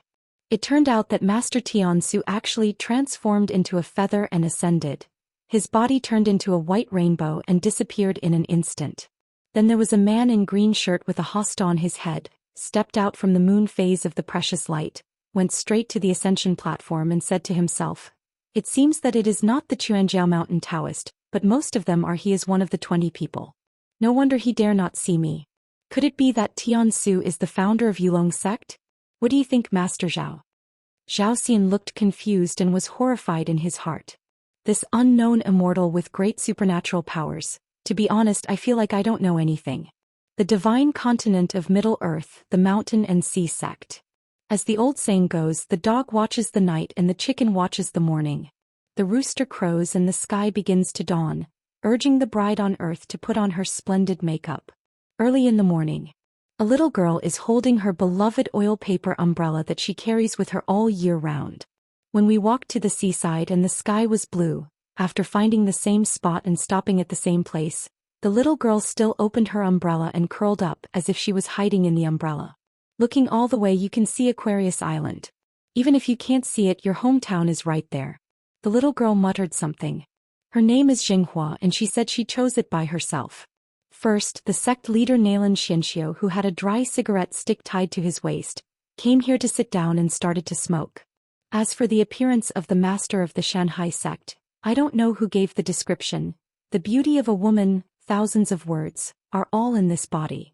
So Nayland Xianxia is naturally a very beautiful woman. Then there is Fei Zui, a female ghost who looks like a girl. She was forced into seclusion in the past and wanted to become an immortal. However, she failed to survive the tribulation and had to be transformed into a ghost. The only advantage may be that her previous appearance was not good-looking. Now she is much younger and more beautiful. Zhu Hua comes from the old Beiyue territory of the Great Li dynasty of Aquarius continent. He is a little elf who considers himself diligent and the most serious about his job. One early morning she was wandering on the mountain road, and then she was bumped into by a woman in Tsing-yi with long braids. Note chapter 631, The light wind melts with the moon. After that, the little spirit started hanging out with the sister in Qingyi who really liked eating cakes and seemed to be unable to cheer up every day. The little girl put away the oil paper umbrella, used it as a hammer, swung it vigorously and muttered words alone. Xinghua often talks about this and the two listeners on the side have long been used to it. If you remove the onomatopoeia that the little girl added randomly, the content of a few hundred words is actually a sword-making formula. Fei found it interesting and asked with a smile, "Xinghua, my thoughts are pouring out like a fountain today. Is this a new song you made up?" The little girl stopped and said angrily, "Someone else taught me. After carrying it for a long time she said that if I couldn't carry it down she would eat me. I won't be hungry but it will fill my teeth." Fei Zuixiao asked, "Zhanghua, why don't you a straw man and show off today?" The little girl said angrily, "I forgot to bring it." Nalan Xianxia smiled and said, "The authorities don't care. You are a little girl picked up by them. Why do you want to fight for her?" The little girl put her hands on her hips and her cheeks were bulging. "Just wait, I will meet the bad guy and I will give him a good punch." Fei Zui held back her laughter. Nalan Xianxiu exclaimed, "We met before, why didn't I see you punch?" The little girl asked in confusion, "What?" Nalan Xianxiu smiled, "It's nothing." In Luzhou Beiju at Qingliang sect he Xiaoyang was sitting here under the eaves. Bai Chang's plan to break through seclusion failed, and a carefully planned ambush was launched. If the Chunyang Taoist priest hadn't taken action, it would have been difficult for He Xiaoyang to escape from the Ascension realm by Chang. In this matter, it was indeed He Xiaoyang who took the initiative to provoke Bai Shang. This kind of person who frequently cuts off the path of the road and fights on the mountain, with the names of Master Lu Qin and Bai Yujing, cannot scare anyone. Even if Bai Shang killed He Xiaoyang on the spot, it was He Xiaoyang who asked for it. It could be regarded as a catastrophe destined for her. No matter how lazy Master Lu is willing to make an exception for his disciples, it's hard to say or do anything. Not long ago, a ray of sword light fell straight down, cutting off a section of He Xiaoyang's wrist on the spot. He Xiaoyang spent a lot of time to repair the broken wrist, and many of the treasures of heaven and earth were wasted. After all, it was the sword light of a 14th realm sword cultivator. Two things in succession did not go well. He Xiaoyang didn't look depressed at all and he was definitely not faking it. There is a string of bells hanging under the eaves, which seem to be tinkling in the breeze as they walk by, saying Prajna. There are 3 female disciples, their Taoist names are Qingya, Deijiu and Ganji. They gathered together and spent their time leisurely with their master. The young female crown prince with the Taoist name Ganji has always felt that her master is partial. Even if the Taoist title is not pleasing to the eye, even the return gift for her apprenticeship was so careless back then. What was given to the 2 senior sisters was either the colorful elk or something close at hand. As a result, he gave her a few oranges that were not worth a few cents in the market. I saw Qingya for the first time, saw the ferry at Daiju Mountain again and met again at the Luzhou Beach in Beiju. On a brand new cross-continental ferry, Jia Xing as the new chief steward, brought along me to Xian, the chief minister of the next sect. Generally speaking, one must have a nascent soul realm to control the ferry. Of course, if there is a Jade Pu realm, that would be the best. Immortal Jia is blind and very discerning. According to the old cook, if Daochang Jia really went to Gongmen to practice, it would be easy for him to become the kind of person who orders dough and approves notes every day. Of course, with Jia Xing's current state, he has long since mastered the art of telepathy. So Jia Lao Shinxian laid down a table of delicacies, and while he was still drunk he asked Chief Mi if he would be interested in escorting ferries in the future. Miyu became excited as soon as he heard this, saying why he was not interested, he must have it. On the boat you can also open the mirror flowers and moon. Jia Xing said that this ferry was not going to Beiju Luzhou, but was going to Nampaswazu, Yilongzong, Jialonggu and Friazu. Miyu was stunned for a moment and after thinking about it again he thought it was pretty good. Just like Tianshi Zhao Tianlai returned to Longhu Mountain. Master Huolong also returned to Beiju Luzhou from the wilderness, and for the first time he closed the mountain and asked the Taoist priests and Taoist boys to move to other mountains first. In order to show the solemnity of this retreat, A futon was brought from disciple Zhang Xianfeng's house, and the old master sat on it. As soon as he sat down, he went to find a pot of wine in another house. It is difficult to talk to younger people about some of their own practices. It feels dead quiet in the busy thoroughfares, but the quiet valley turns into noisy. Since the Taoist name is Huolongzhenren, he is also a great celestial master with a foreign surname on Longhu Mountain, and he is proficient in fire and thunder methods, so it is most logical and reasonable. In fact, the old master is of fire, thunder and water magic. 3 tops. The sun is high in the sky and the sunshine is shining down on the world, but in the eyes of the old man, it is a veritable torrential fire rain. The way up is down. My way has been accomplished. Azu just recently had 2 more people from the 14th realm, so they dared to compete with Pindao for the word, north? If you have the ability to fight alone. I sent a letter home from the mountain to Shangzong, signed Lu Baixiang. The old cook held his nose and opened the letter. Jin Qing, the divine king of Zishan Mountain in Zhongyue. Although his relationship with Wei Yao and Master Chen is very average, he has a very good relationship with Lu Baixiang, whose genealogy is in Lolu Mountain. Lu Baixiang's 2 direct disciples, sister and brother Yuanbao Yuanlai, have already had their own sect there. But Zhu Lian didn't expect Lu Baixiang to be so thick-skinned. He said that he had accepted a new group of disciples and invited the mountain master to sit there and teach him some good boxing skills. Zhu Lian replied directly with a letter. You first ask Jin Shinjun clearly whether our mountain master needs to prepare gifts when we arrive at the border of Daoist Mountain, and whether we will participate in the Zhongyue night tour banquet where people are better than others. In Luoluo Mountain on Jilingfeng Road. The left guardian of the Riding Dragon Alley, named Han Lu, has never refined his form. He just wanders around the streets and alleys of small towns in the mountains and plains every day. Today it is patrolling the mountain with the right protector. The little girl in black, carrying a cotton bag across her body, showed off a crazy swordsmanship. I heard Pei Qian say that there is a gang in the world that is invincible, and its name is the Tianqiao sect. The most powerful thing is that as long as you punch and place an empty bowl, you can earn copper coins like a rain. The new leader. This is the Dharma protector. Pei Qian taught Xiao Mili the crazy swordsmanship and peerless boxing skills. He praised her as a prodigy with some attainments in boxing and swordsmanship. Jumping up and down, walking quickly, raising legs high, using boxing boots, body spinning like a top, energy sinking in dantian, humming haha. Recite the formula in the secret book loudly, pick a needle with your finger, sweep a large area with your fist, punch like an arrow, close the fist like a flying sword. All the coins come into my bowl. Protectors will left silently. Between Jisa Peak Mountain Road. A little girl in black and a boy with white hair, both of the same height. The white-haired boy opened his voice, his face flushed, and he raised his arms and shouted, Ancestor Yingguan, take a puff of dry cigarettes, your magic power is boundless. Ancestor Yingguan, drink some wine, your sword skills will reach the sky. Xiaomi Li gave a thumbs up. Oh, it rhymes. Taking advantage of Lord Yingguan's absence, the genealogy officer quickly expressed his loyalty. What? Why didn't you show off when Lord Yingguan was present? Good question. That's not a sign of loyalty, that's flattery. It is not the act of a strong-willed hero of our generation. Right, Lord Protector, right? In late spring the grass grows, orioles fly and the mountain flowers bloom. They came to a quiet place with osmanthus trees on both sides of the road. They squatted in the shade of the trees, whispered to each other, ate melon seeds and chatted. Wait until the spring breeze calls for summer and summer calls for neighbors. Wait until the osmanthus blooms here in autumn and the fragrance hits your face.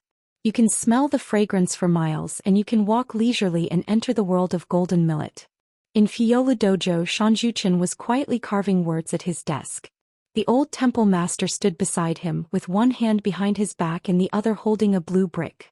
He nodded in appreciation and said, with this hand Qin Daoyu is proficient in the pavilion style. If he takes part in the imperial examination he can be named on the gold list. Sword of Coming Chapter 1243. Chapter 1243 20 People and Candidates Part 1. Sorry for the late update. Qin Pingon still chose to engrave the bottom inscription, nothing can be accomplished once the spirit reaches the point, and the side inscription 3,000 words. I like the ones with more characters and more challenging ones. The old temple leader seemed to have known about this choice for a long time, and asked casually, Is the retreat really a retreat?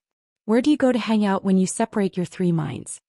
Qin Pingon replied, with the help of Lao Zhenren's 6 talismans, we went to the Yulong sect, the Qianglin sect in Luzhou in the north, and Dadu in the middle of Tongyi's Hao, each with their own needs. The old temple leader smiled and said, as the realm has increased, have you finally started to settle old scores and settle the general accounts with others? Or is it that now that Taoist monks have reached the 14th realm, Taoist Qin has become more confident and tougher?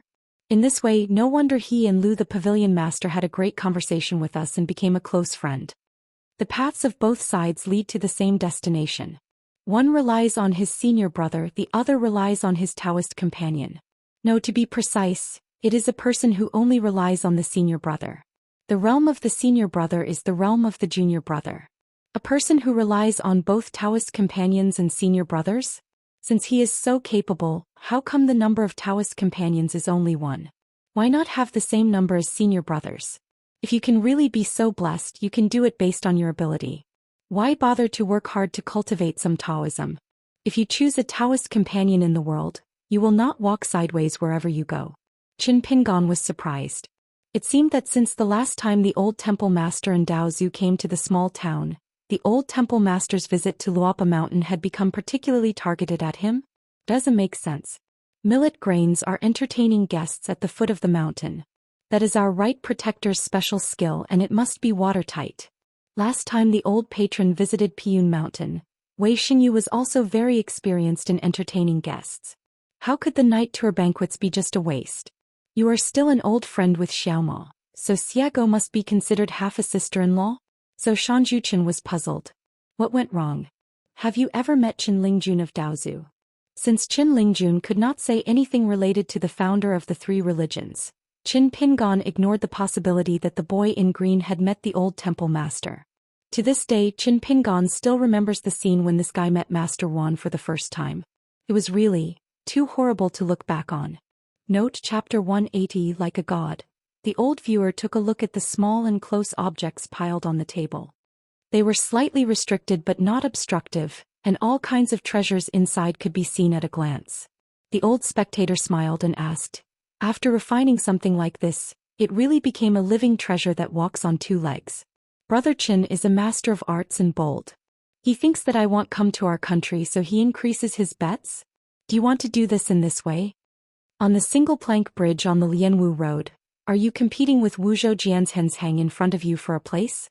Qin Pingon said, Lianwu is only an auxiliary method and will not cause a dispute with our continent. If she really wants to kill people and steal goods, I can only protect myself. The old temple master held a brick in one hand, then reached out and took out a fasting card from something nearby. He raised his head and glanced at the refined objects in the majestic Dharma. In one of the Qi mansion he had already refined a piece that could slowly absorb the wood attribute. The tree gall pot of the spiritual energy of heaven and earth was placed by Qin Pingon in the wooden house where the 5 elements natal objects are located. As an auxiliary object, the 2 are different from monarchs and ministers. Seeing this, the old viewer shook his head and said with a smile, what kind of luck? I obviously bought 2 things at the same time, but I chose a spiritual weapon that was not a magic weapon. I left this important treasure of the semi-immortal weapon level without refining it. Are you picking up sesame seeds and throwing away watermelons? Or are you just joking around because your family has a great business and you don't have to worry about food and clothing in this life? Qin Pingon glanced at the fasting card in the old Taoist priest hand, and quickly lowered his head again to continue carving. His Taoist heart was like an ancient well without any ripples. Don't be afraid of being late for good things, so there's no need to rush. Just wait for the senior to leave and immediately refine him. At that time the old master Huan Yun helped me read it and recognized that the horned and cloud-patterned fasting tablet was a Taoist fasting tablet. However, he was not able to see through it at a glance like the old contemporary master. The old temple owner turned over the fasting card with the word heart engraved on the front, and an unknown ancient poem engraved on the back. The ditch beside the field was hazy, and the sun and moon on the door were full of energy. The rank of the semi-immortal soldier carries the Taoist meaning of the immortal soldier, allowing those who practice Taoism to see the shadow and see the true heart. It's a pity that there are some flaws hidden in it. Ordinary monks can get it like a treasure. It's okay to practice hard, but it's not suitable for Qin Pingon, who is now expected to reach the top step by step. The old patron thinks of the way the little girl in black treats guests, so he want trick Master Qin. He said a few more words. This thing is broken and incomplete and it lacks Taoism. The middle refining is just right. It is not suitable for the great refining as a natal object. Be careful that the demons from outside will take advantage of the opportunity and destroy a hard-won Taoist practice. Foundation. Qin Pingon nodded and asked.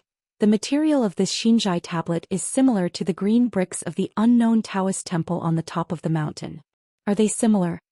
The old temple master weighed the green bricks in his hand and said with a smile. They are very different but slightly similar. This place is mysterious. If you meet the seniors on the mountain who you like, you will know it once you ask. Qin Pingon stopped asking and accepted it as soon as he saw it was good. How could he dare to quarrel with the old temple master? As for this treasure, it was obtained from the hands of a martial artist named Huang Shi. You must have known each other until he got to know each other. How Zhou Xian took up half of it. Note Chapter 545, Why I Dare to Be Angry But Dare Not Speak. It's just that after the separation that year, there is no news about the martial artist Huang Shi in Luzhou, Beiju, and it is not known whether he has avenged his great revenge. The old viewer was astonished. Why do you refine so many mirrors? The proportion is a bit high. Like hairpins for women's clothing for the sake of looking good? Qin Pingon said honestly. As the senior said, small things are the same but big differences are the same. When traveling in the world, many arts are not overwhelming. In the same way, since the junior has chosen refining as a supplement, he always practices whatever he has at hand. Oh. Dare to be picky. The old temple master said for no reason. That young man with long beard is a good person. Qin Pingon nodded and said, Immortal Longbeard, you do have ancient customs. Situ Mengjing, whose Taoist name is Longbeard, is in the immortal realm and is now the mountain lord of Xiaolongqiu in Tongye continent. As the sect of Tongyi's Hao Xiaolongqiu, Zhongtu Delongqiu can only be regarded as a second-rate sect because of the lack of an Ascension realm monk to sit on the top of the mountain. If we only talk about financial resources, Daoistqiu is actually top-notch. Qi practitioners, whether they are genealogy cultivators or mountain and zephyr cultivators, have a few essential things when traveling such as mountain maps, demon mirrors and barrier-breaking talismans. These cheap and high-quality guys can really save lives at critical moments. When it comes to demon mirrors, Delongqius mirror craftsmanship cannot be ignored. There are mainly 6 types of demon mirrors in the world, 2 of which are almost lost due to the high refining threshold and high requirements for materials and mirror craftsmanship. The remaining 4 branches, Longhu Mountain, Tianshi Mansion and Feixian Palace, each occupy 1, but they always only give them away, not sell them, so they have a price but no market. In addition, Delongqiu has a monopoly on 1 line of demon mirrors. There are 9 kinds of water mirrors, cast by mirror masters. Qi practitioners hold such precious mirrors which can not only ward off water, but also suppress waterborne spirits. In addition, the mountain climbing mirrors jointly mastered by several forces in Jinjiazu are divided into landscapes. And these 2 kinds of mountain and water mirrors are the favorites of Qi practitioners such as practicing the sun and worshipping the moon. For Qi practitioners who travel through mountains and rivers to visit immortals, if they can have a regular mirror in one hand, a large dragon water mirror in one hand, a mirror from Dragon Tiger Mountain hanging on their waist, and a Fixiangding talisman mirror in their arms, and a mirror in their sleeves, wouldn't it be beautiful to have 2 hidden? But is this something I don't want to do? The question is, if I agree, will I agree with the money in my pocket? For example, Cui Dongshan likes to show off when he goes out. He's full of clothes. He doesn't know how many treasures are packed in his sleeves. He specially equipped himself with a set of 6 demon mirrors. Qin Pingon borrowed some treasures from Cui Dongshan, who was both a proud student and the leader of the next sect. Teachers and students, upper sects and lower sects, talk about borrowing and not repaying. Qin Pingon took a break from carving the knife, hesitated for a moment and asked, Senior, do you know that there are 20 people on the mountain? The old viewer smiled and said, You know. If you don't say it, don't tell it. It belongs to the old almanac that has no records on 1 page. This kind of mystery is the same as that of one of the 3 people, Lu Jingchun. It is more self-explanatory. Be more interesting. Qin Pingon was expressionless and rubbed his wrist. On that night boat, the criminal officer Hao Su, who returned to Haoran's world, brought his disciple Du Shanyin and his maid Ji Qing to meet Qin Pingan and Ning Yao. Hao Su stayed in Descriptive City for a long time, and the young city lord Xiao Baowan seemed to have trouble getting along with Qin Pingan after he appeared in Tushio City earlier. As for Xiao Baowan, of course it was a pseudonym, but he was indeed a Qi practitioner with profound blessings and great opportunities. In that Pima sect mural city, Master Qin gained nothing and did not win any of the goddess attendants. Xiao Baowan just took one trip and won the favor of the goddess Guoyin, who was willing to follow her and serve her. After that, in the Ghost Valley and on the top of Jixiao Mountain, it was even easier to take away the Thunder Pond. On the other hand, a certain Bao Fengzai who worked tirelessly had clearly discovered this opportunity for the Immortal family earlier, and he also recognized the text written on the crooked stone tablet, Doshu Courtyard Sword Washing Pool, but it is a pity that the move has a lot of history. In this Thunder Pond, Qin Pingan could only dig out a few sections of the golden bamboo whip even with all his strength. Note Chapter 495 Good Brother. Before Hao Su disembarked, he gave Ning Yao a crucial tip and mentioned 20 people. Although Hao Su didn't say much, it was enough as a foreshadowing thread. The executioner of the Great Wall of Sword Qi, Xiao Baowan of the Nightship Appearance City. This is not a hint, but an explicit statement to Qin Pingan. Later, coupled with the invitation from the immortal Han Yushu, the authenticity of this matter was further verified. This is why Qin Pingan does not think that Nan Guangzhou is a weak ascendant. It is not that Nan Guangzhou's Ascension realm is too unreliable, but that an Ascension realm sword cultivator hides behind the scenes and uses the other 19 people to help him. According to the news, Nan Guangzhuang was secretly studied and targeted by Hao Su for many years. Hao Su finally created a series of killer swordsmanship specially tailored for Nan Guangzhuang. If he is not dead, Nan Guangzhuang is not only a weak ascension but also a dragon and a tiger. Shan Tianshi, Huolong Zhenren and others are even candidates for the 14th realm. Tonggis Hao, the leader of Wanyao sect in Sanshan Blessed Land, the immortal Han Yushu. The skin that was given to Jiang Shangzhen has fallen into Qin Pingan's hands again. At the same time, Qin Pingan wanted to ask Jiang Shangzhen about an old incident. Jiang Shangzhen smiled and shook his head and said that it was a taboo for the venerable. After all, he was still a monk of the Yugui genealogy and should not talk too much. Qin Pingan asked no more questions. Previously at Chuanjiao Mountain in Friazhou, Qin Pingan also asked Situ Jiu some things. The old viewer's seemingly off-topic sentence, Situ Mengjing is a good person, is actually pointing to the topic. A just right cut was made between Situ Mengjing and Xiao Longqiu. Qin Pingan lowered his head to carve words and asked, "What is it that Zhou Zi wants?" The old observer thought for a moment, and felt that this was a good question worthy of the authorities' thinking and the onlooker's answer. He slowly said, "Partial shaking, overall balance. The latter allows the former and the former obeys the latter. Any link if there are any mistakes, Zhou Zi will feel the need to review and adjust." Qin Pingan asked with a bit of resentment, "Does he have obsessive-compulsive disorder?" The old viewer laughed loudly, "A bit. Now that I have seen several worlds, is there still a true, pure, sword cultivator in the 14th realm?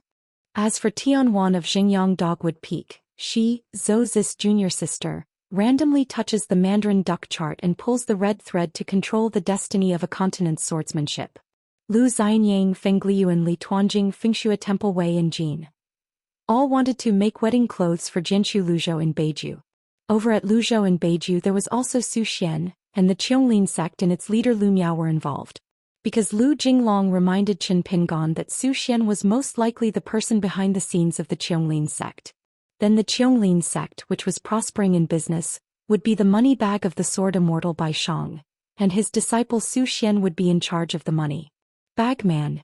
In Luzhou, Beiju, wherever there is money to be made, there are busy monks from the Qianglin sect. It is only said that the Tuili Mountain is a recognized cornucopia, and the nearby Baiquan Mountain is a money tree. It has many mansions and many dojos which are the best place to watch the battle. Before both parties entered the ring, they signed a life and death declaration and went to Tuili Mountain to decide whether they would live or die.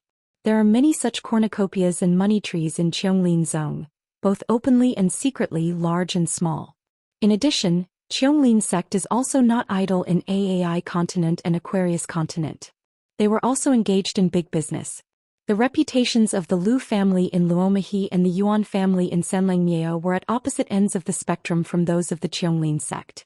In addition, Qin Pingan relied on the piece of natal porcelain he pieced together and made repeated calculations, and came to the conclusion that there should be 4 to 6 fragments of natal porcelain scattered around now.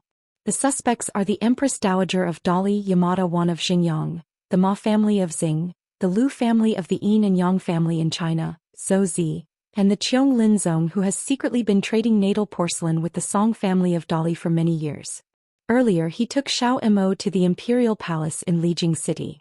The piece of natal porcelain on the Queen Mother's hairpin has now been found by Qin Pingan and hidden in Song Jisen's house next door.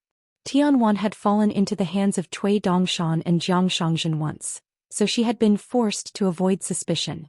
And the Lu family from China who really wanted to plot against Qin Pingan can also be excluded from this matter. Because Qin Pingan was a guest at Si Tiantai at that time, he asked Lu Shen personally, and Lu Shen personally said that there was no such thing. Qin Pingan was not a fool. He asked aggressively, "Did Mr. Lu never do this from beginning to end?" Lu Shen still said no. The Ma family on Xinghua Lane became the Ma family on Wuxia Street in Yuxuangguo. Qin Pingan could not find the natal porcelain fragments. When he asked in person, it was found that the Ma family did not hide it secretly. Ma Kushuan also confirmed this. Finding Zhou Zi would be even harder than finding Pei Min, the swordsman. All we could do was wait for Lu Kai, the swordsman whose 2 natal flying swords happened to defeat Qin Pingan's 2 flying swords. So the only one left who can still try their luck is the Qianglin sect in Luzhou, Beiju. In his early years, Qin Pingan traveled to Luzhou, Beiju and took aim at the Qianglin sect, which was extremely good at making money. Because Qianglin Zong was the largest buyer of Lizidongshan Benming porcelain secretly that year, there was no one among them. Qin Pingan's mind took the night-sailing talisman boat, landed at Beiju Luzhou, and went straight to the border of Qianglin sect. Just like the Yulong sect, there is no need for any verbal answer after meeting. The avoidance of nascent soul realm Tiansu is the answer in itself. Aquarius Island, night tour banquet at Piyun Mountain in Beiyue. Tonggi's Hao taping Shen female crown Huang Ting has a profound blessing. In Luzhou, Beiju, the number of times the Qianglin sect's ancestor hall was asked about the sword. All famous. The wind and rain were dark, making the sky at noon look like the darkness of night. On Qianglin Zongzu Mountain, in a seemingly ordinary pavilion halfway up the mountain, an elegant-looking white-haired old man sits, with a string of market copper coins hanging from his waist. There is a bamboo staff leaning against the pavilion pillars. This purple bamboo staff has 9 knots. More than 10 feet high, the head of the staff is inlaid with jasper and carved with a cicada shape. There were also 2 children in the pavilion who had passed by with umbrellas before and came in to rest and take shelter from the rain when they saw the old man. They were both direct disciples who had just been accepted by the Patriarch Hall. Not long after they entered the mountain to practice Taoism, when they saw the old man, they all called him Patriarch, and the old man called him Grand Master.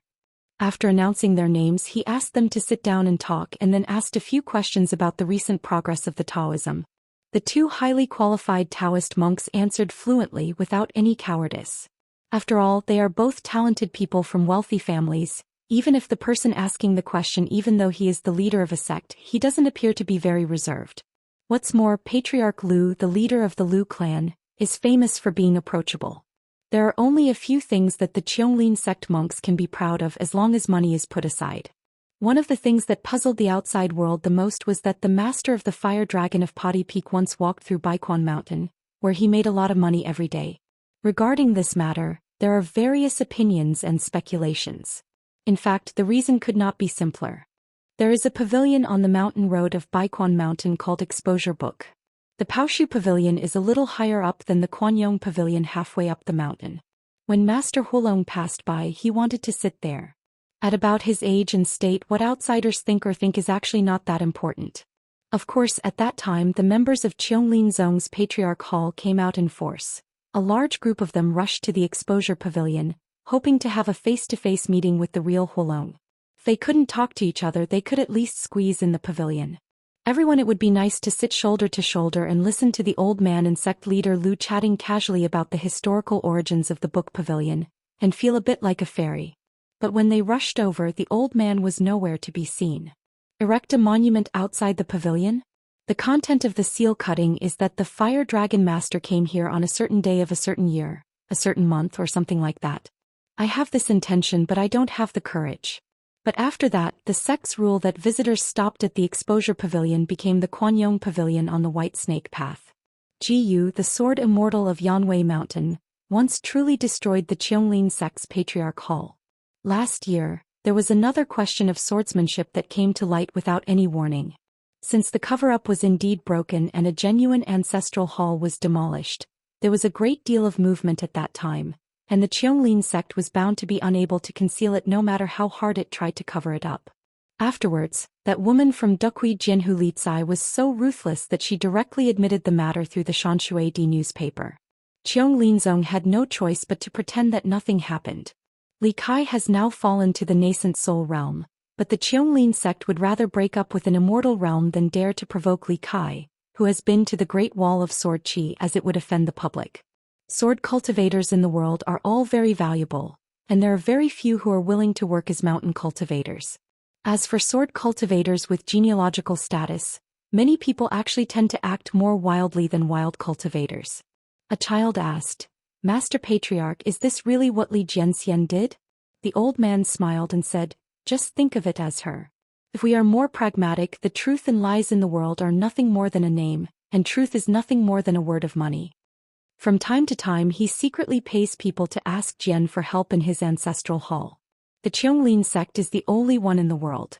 Of course, these sword cultivators smashing the ancestral hall are all fantasies that even many direct disciples of the Qianglin sect would mistake for reality. In fact, Lu Miao knew very well that the people who asked about swordsmanship were Lu Jinglong from Taihui Sword Sect, Rong Chong from Li Kai of Duckweed Sword Lake, and Lu Jiqing from Jinwu Palace. But the old man, the leader of the sect, just pretended that his eyes were dim with old age and never mentioned this truth to anyone. The other child asked a question that many of his classmates wanted to know the answer to. "Master Patriarch, there are all kinds of rumors from the outside world and they are so unpleasant. Aren't you uncomfortable and angry after hearing this?" The thin old man said with a smile, "It's no use being uncomfortable as long as you don't delay making money." The two children looked at each other and then looked at the old sect leader who had a good temper and admired him even more. No wonder their Yamashita family all said that the old man's face must be gentle, and he will be more likely to have good fortune later in life. The child asked, "Does Jiang Thief have any unsolvable feud with the patriarch?" The old man shook his head and said with a smile, "I don't have any personal grudges. I have never seen him before. Being missed by the old Master Jiang of the Jade Gui sect and the chief show of the Lulu Mountain is purely an unreasonable disaster." In Luzhou Beiju, the only local qi practitioner who can compete with the outsider Jiang Shangzhen in terms of reputation is Lu Miao, the leader of the Qianglin sect. The most conscientious Qianglin sect who never makes money, and has a strong shoulder to shoulder the responsibility of morality, and the Lu Daizong, the sect leader who boldly said that he would conquer a continent with one sect, and that the swordsman is like a floating cloud to me. For Lu Miao's reputation to be what it is today, Jiang Shangzhen worked hard to fuel the situation, which was a huge contribution. Lu Miao's Jade Pu realm is the most precious realm. It must be a Jade Pu realm where one can crush sword immortals with real talent and practical knowledge, and has unrivaled killing power in the same realm. Otherwise, how could sect leader Lu Yuan Lingdian of Xishuan Peak and Yuan Yang of Erlang Temple all agree that he could easily defeat a Middle-earth immortal with his Jade Pu realm cultivation? Regarding this statement, the three people on the list are actually not happy. Maybe that Jiang Thief has a simple idea.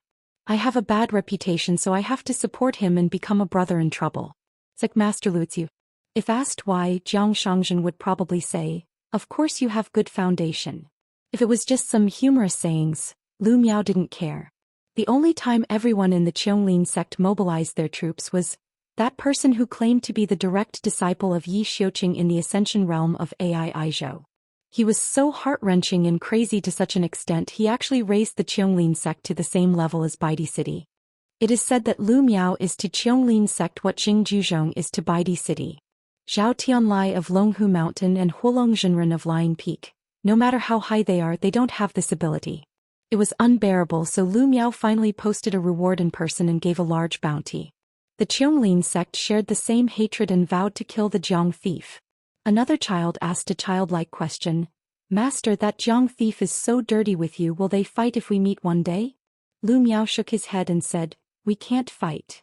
The child said depressedly, "Nowadays Jiang Zifeng's criticism is not as pure as before. Occasionally someone will say a few good words." Thanks to two things, Jiang Shangzhen took over the position of the head of the Jade Gui sect from Sun Yuan. When a continent was destroyed, he single-handedly moved around and was able to move everywhere under the noses of several old throne monsters. Kill demons and make meritorious deeds. Jiang Thief's ability to run so well is due to the experience accumulated in our Beiju Luzhou. Then there is the chief enshrined Zhou Fei, in Lulu Mountain. The truth comes to light and it turns out to be the Jiang Thief who has a mother-in-law in every village. At first people from Beiju Luzhou couldn't believe it. Qin Pingon, the last hidden official, had a reputation in Luzhou Beiju that could not be higher. He was almost on an equal footing with the respected Huolong Zhenren. Of course, it is still very good now, even if there is an extra person on the mountain who never wipes his butt. Chief Zhou, Master Qin Shan and Luo Shan, they can be regarded as white jade with slight flaws. Many fairies and female cultivators felt sorry for the young hermit official. It seemed that he was indeed very poor in his hometown at the beginning of his life. Otherwise, how could Jiang Shangzhen take advantage of it? The old man smiled and said, "Good or bad, right or wrong, it's not so refreshing, especially after the eyes of the world and the weight of the heart, let alone fairness." The child couldn't help but ask, "The clay bodhisattva still has 3 points of anger, is the patriarch really not angry at all?" Lu Miao smiled and said, "How can you not be angry? If I could kill him, I would have killed him long ago.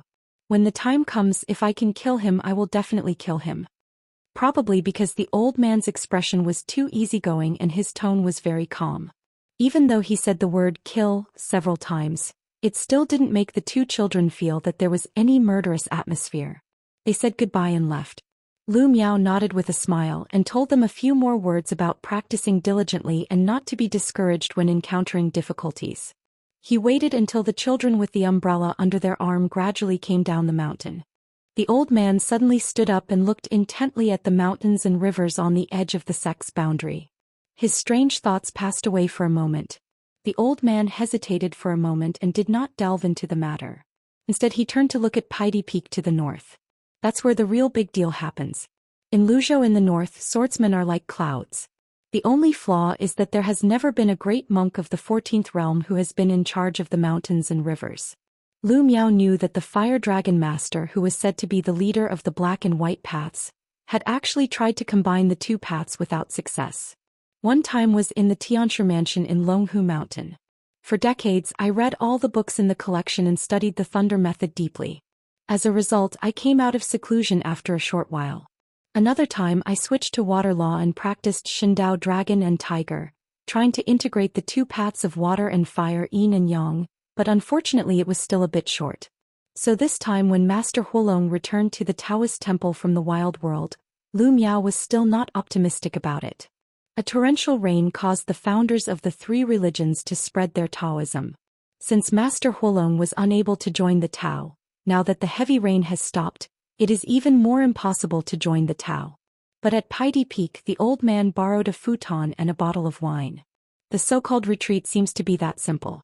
Compared with other cultivators who have achieved perfection in the Ascension realm, who are serious about their work, cautious, plan in every possible way, and strive to accomplish everything in one battle, Master Huolong seems to be a man of life, accepting disciples and preaching, and never takes an ordinary path. It's just that it's dangerous, but it's not enough for outsiders to understand. When Master Huolong went to get the futon and the floor to sit on, he had already walked away once, but it was still not enough. As a great celestial master with a surname outside Longhu Mountain, Lao Zhenjin gave up his thunder magic and returned the Tao magic to heaven and earth. Then he got up and borrowed a jug of wine to drink. After finishing the jug of wine, he had another invisible walk. As time goes by, the water method that I have worked hard to practice and attain enlightenment is just like the wine bottle thrown out of the mountain. It turns out that the Fire Dragon Master abandoned the thunder method and the water method together, made a desperate move and fell into 2 realms in a row. Relying on the fire method alone, he rose to 3 realms in a row, reaching the 14th level, and he succeeded. Lu Miao thought for a moment, then leaned on his cane and returned to his dojo, isolated from several layers of heaven and earth, and prepared to participate in a secret meeting. Note Chapter 692. The water has not fallen yet, the stone has not emerged. The old man glanced at the jade cicada on the top of his cane, his expression indifferent, which had two meanings. He always reminded himself that there was no need to argue with juniors such as Bai Shang and Jiang Shangzhen. For the rest of his life he was as silent as a cicada. It has been dormant for a long time, making a big noise all over the world. A man and two women were walking along the coast of Dadu, which was in full swing. A thin girl with empty eyes and a knife at her waist. The girl's nickname is Cardamom. She is not only a martial artist but also a sword cultivator. She is one of the 100 sword immortals in Tuiyue Mountain, and she ranks high among them. The natal flying sword is named Li Gui. The man looked dull, as if he was a domestic servant of the charming woman beside him. As the night fell, walking in the mountains, the beautiful woman was still cleanly dressed and her embroidered shoes were not stained by mud. She said carefully, "Qingyang, just walk a few more steps and cross the border, which is the border of Yunyan country." Her Taoist name is Xianxia, and she comes from the Shuashuang tribe in Guanghan City, which is one of the 3 sects of the great demon Fei Fei. In terms of seniority, Xianxia can call Fei Fei the supreme patriarch, but she doesn't dare.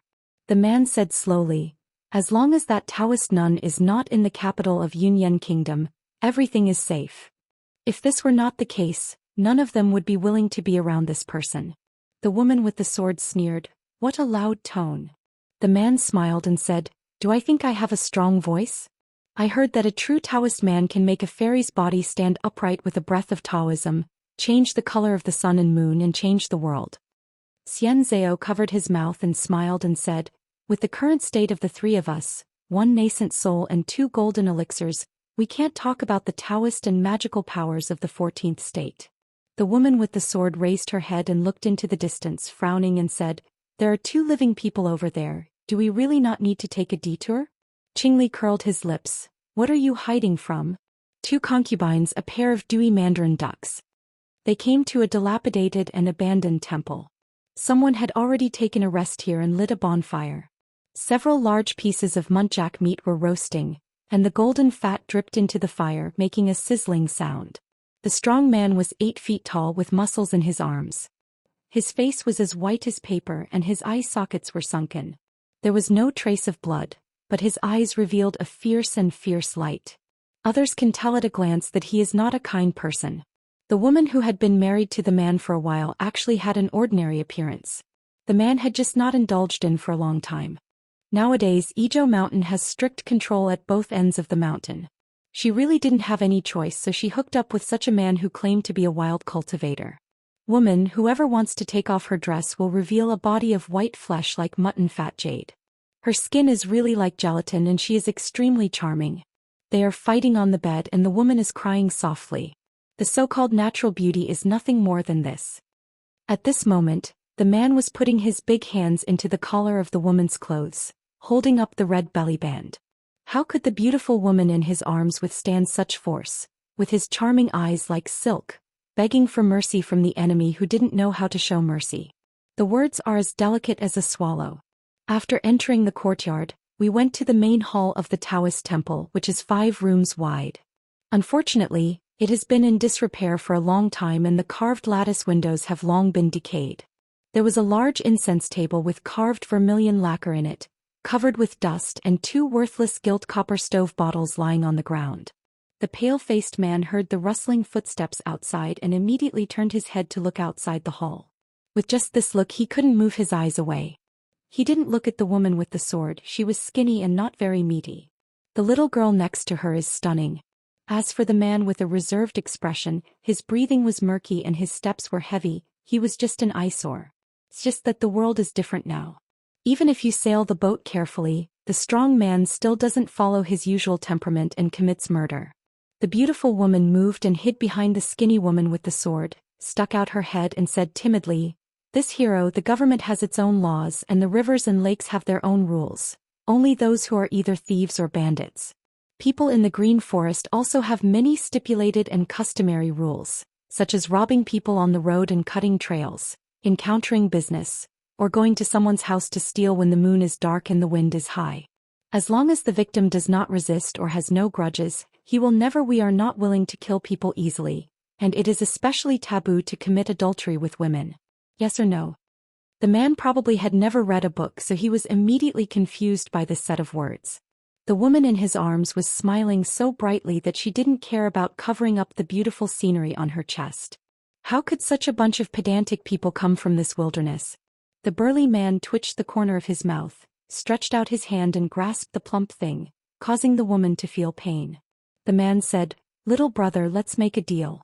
I will trade her with you for the 2 girls around me, and we will treat her as 2 wives. How about 2 instead?" Qingyang asked with a smile. "Why is it just 2 for 2? Didn't you go to school when you were a child?" The man raised his hand, pointed at the green soil and said with a ferocious smile, "Doesn't your little life count?" Qingyang smiled and said, "This is not a good thing. If you have the ability to win over them, just enjoy it for yourself." Taking the lead in crossing the threshold of the main hall, Qingyang shook his head and said with a smile, "I think you have a strong body and are quite popular. I can fetch water and wash your myself." Qingyang was not polite. He picked up a piece of muntjac leg and started to bite it. The man looked disgusting, but his skills were good. The burly man and the woman in his arms looked at each other in disbelief. Are all the people walking in the world so wild these days? Xianxia followed the woman with the sword into the main hall, covered her mouth and said with a sweet smile, "Okay, Qingli, it turns out you are hiding so deeply. No wonder you are not interested in us." The woman with the sword asked in her heart, "Why are you here?" Qingyang hesitated for a moment and said, "Before entering the mountain, I noticed a spiritual consciousness that was inspecting this temple from a distance. It was very fast and I felt that it was safer here." Xianxia nodded, stroking his palms and smiling, "That makes sense." The woman with the sword also nodded, sat on the ground beside the fire, and picked up a piece of muntjac meat. But at this moment, a middle-aged scholar carrying a suitcase came, holding a hiking stick, standing outside the threshold of the hall. "It's a dark and windy night, so I didn't disturb your enjoyment, did I?" Sword of Coming Chapter 1244. Chapter 1244 20 People and Candidates, Part 2. The sun sets and the river is black, and the moon rises and the mountains turn white. It was completely silent, except for the occasional crackling sound in the bonfire in the hall. Together they looked at the old man outside the hall. His appearance was in his 30s, probably because he had read a few books, and he had a somewhat calm and leisurely attitude. Qingli didn't speak and Xianzhao was as silent as a cicada. Seeing Xianzhao looking like he had seen a ghost, Qing Rang, who was still a little unsure at first, immediately knew what was going on. At this time this scene, like a clay idol enjoying incense in the temple, came to them.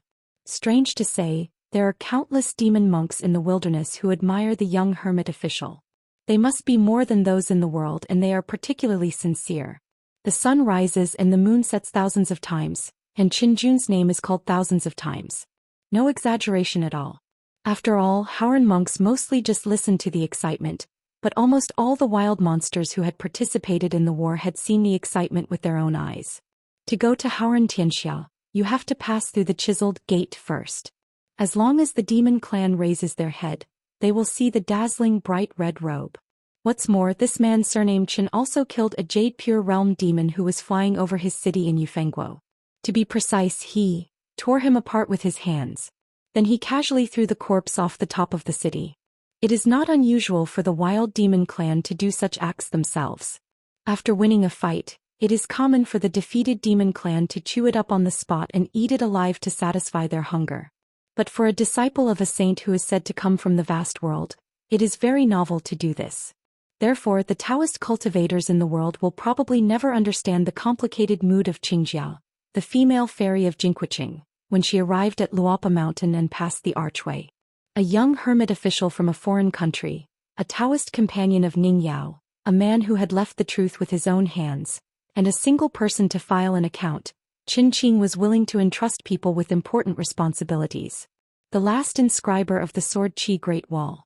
There were no words in the hall, and the scholars outside the hall were not in a hurry to cross the threshold. The woman wearing the sword tensed up. She took a deep breath, stood up, stretched out her hand to hold the handle of the sword, and stared at the weak scholar outside the hall door who seemed to be on a study tour. She asked straight to the point, "How did Yin Guan find us?" Her nickname is Cardamom, and she ranks among the 100 sword immortals of Tuyue Mountain.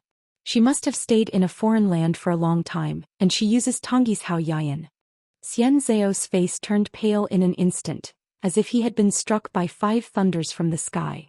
However, Qingyang's whole body was still relaxed, without the slightest hint of feeling like he was facing a powerful enemy. As for the 2 natives of Tongyi's Hao who were still kept in the dark, they were increasingly confused. Could it be that the latecomer dressed as a scholar in front of them was notorious in the world here? Is he a strong man who kills people like crazy, or someone with a good family background and a good teacher? Qin Pingon, however, replied with a smile in the most pure and authentic barbaric language. Aren't there books that describe a shabby scholar who went to Beijing to take the exam, slept in a deserted temple and met a beautiful woman? How can such a marriage be intentional? All by coincidence. The beautiful woman chuckled, probably because she thought this man's words were funny. Look at him in his early 30s, holding a green bamboo hiking pole in both hands, standing in the bright moonlight. Qin Pingon looked at the woman whose pseudonym was Daku, since she is a young handsome man who is one of the 100 sword immortals of Tuyue Mountain, and her rank is not low. Why do I seem to have never seen Miss Daku over there in the city? This group of young sword cultivators who had high hopes from the wilderness, all practiced sword practice at the top of the city for varying lengths of time. During that period, sword cultivators often went to pay homage to the last hermit official of the Sword Chi Great Wall in their spare time. Said, "The one who watches the gate. Help us look after our house. Qin Yingguan is a good man." The woman with the sword said in a deep voice, "I am far away from Yingguan. I am withdrawn and don't like to join in the fun. My sword skills are neither high nor low. My ranking is neither high nor low. Even if we meet, I may not be able to talk to Yingguan." This is the truth. Half of the city where they were refining their swords was also helped by Zhou's personal disciple, Liu Bai, who didn't like to talk much. But Li Zhen, who was a close disciple of the great ancestor of Tuyue Mountain, was a mouthful of shit. His curse skills were getting better and better day by day, and he didn't even know who he learned it from. When dealing with those sword cultivators who wanted to join in the fun, Li Zhen always liked to sarcastically say something like, "You deserve to chat with Yingguan." In addition, the gray robe belongs to Dragon Lord, one of the great demons of the old throne. He is an ordinary swordsman and has no backing, so he really does not dare to make mistakes. Qingyang chewed the muntjac meat, looked helpless and said vaguely, "With Yingguan's current luck he will definitely not be able to find me. Which one of them has implicated me?" Qin Pingon answered the question and said with a smile, "Fellow Daoist is also a fortune teller. Can he read people's fortunes? If we meet by chance and set up a stall next door, maybe we can discuss each other and grab business." The guy in front of me almost messed up the excavation of Tongyi's Hao Dadu with his own efforts, and several forces including Lolu Mountain and Qingping Sword Sect invested tens of thousands of dollars in this effort. Thousands of dollars, and all of them are Guyu money. Wei Wenlong and Mr. Zhong made some rough calculations. Because this guy smashed talismans several times along the way to Dadu, not only delaying the progress of Daoist excavation, but also causing all kinds of conflicts between the forces on the mountain and the countries at the foot of the mountain. Due to various losses, the amount of Guyu money lost was between 3,000 and 4,000 pieces. It is only said that the monks of the upper 5 realms who were looking for traces of this guy, including Miyu and Huang Ting as well as the Longmen Immortal Lord from Taishu Mountain, had almost reached the number of hands, but still could not find him out. You must know that this guy is now in the Golden Elixir realm. Previously, Yu Xuandu failed to rely on Cui Dongshan to bring back the remaining talisman from Lolu Mountain and find it by following the clues. Only Lu Xianyang could strike with a sword from afar in the middle of sleep without seriously injuring this guy. How big of a battle could a talisman cultivator from the wild Golden Elixir realm be involved in? Qin Pingon has only known Qingyang until now, and he doesn't even know if it is a pseudonym or a Taoist name. After carefully checking the bookstore in his heart, Qin Pingon found that no matter whether it was the secret files of the Summer Palace or the documents of the Chinese Confucian Temple and the Great Li Dynasty, there seemed to be no records related to Qingyang.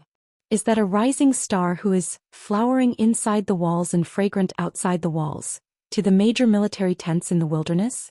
It has been so many years since the war ended, and monks from all continents have been searching Tonggishao continuously. They never thought that this guy who had committed crimes and sought death could still be alive and kicking today. Qin Pingon asked curiously, Qingyong, do you have any distinguished teachers? Or is it the incarnation of the great demon who stayed here deliberately? Of course you don't have to answer. Answer, why don't you answer? I'm extremely happy. It's all a bonus to be able to chat with Yingguan one more time. The man wiped his greasy hands and said, it just so happens that like Yingguan, we both have the same origin as ants. Whoever stepped on me to death would probably think their shoes were dirty. He didn't stand up but just squatted there, stretching out his hands to warm himself up to the fire. His angular and dull face was illuminated extremely brightly by the firelight. Since Yingguan can do great things in the wild world, then of course I can also do small things in the vast world. This young female cultivator, whose origins were unknown, no longer looked dull but was full of energy. Now we finally met and was caught by the hidden officer. Do you want to skin and cramp an unknown person like me? Drink it. Blood eats flesh? Qin Pingon shook his head and said with a smile, my taste is not as strong as you say. The cold and charming female cultivator named Xianxia asked bravely, if you dare to ask Yingguan what is your current state? Qin Pingon smiled and said, my level is not high. I couldn't kill Fei Fei in the swinging river, but taking a step back and saying that killing a golden elixir is more than enough. Fairy Algae Qingyong had a better view and said, according to the Great Wall of Sword Qi, he is a genuine swordsman. Xianxia sighed and waited for death. Otherwise, what else can she do? Even if she learns to be a hidden official, she can take a step back and say that Qin Pingon is just an earthly immortal so she can escape on her own? This guy is famous for being cunning on the battlefield. He has many tricks and he has a great chance of winning when fighting in the same situation.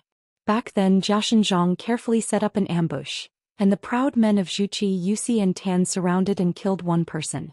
In the end, if he hadn't saved the situation brilliantly, he would have killed several more. Qin Pingon asked curiously, Miss Xianzhao, do you have a compatriot sister who is in charge of the wicker department? Her name is Insu? Why don't you follow your sister back to your hometown, hide in Guanghan City and continue to take care of your snow? Shuangbu, how many days will it take for you to rest on your merits and enjoy your happiness?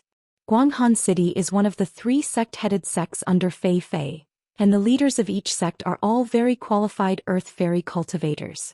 Compared to the group of noble people with good backgrounds, qualifications and backgrounds who applied for the account in the wilderness, they are probably all unknown little people. The female cultivator with the Taoist name Xianzhao, in terms of seniority, Fei Fei is her supreme patriarch, but this great demon from the old throne has to respectfully address the Yusi son of Jiaxinzhang. People are more infuriating than people.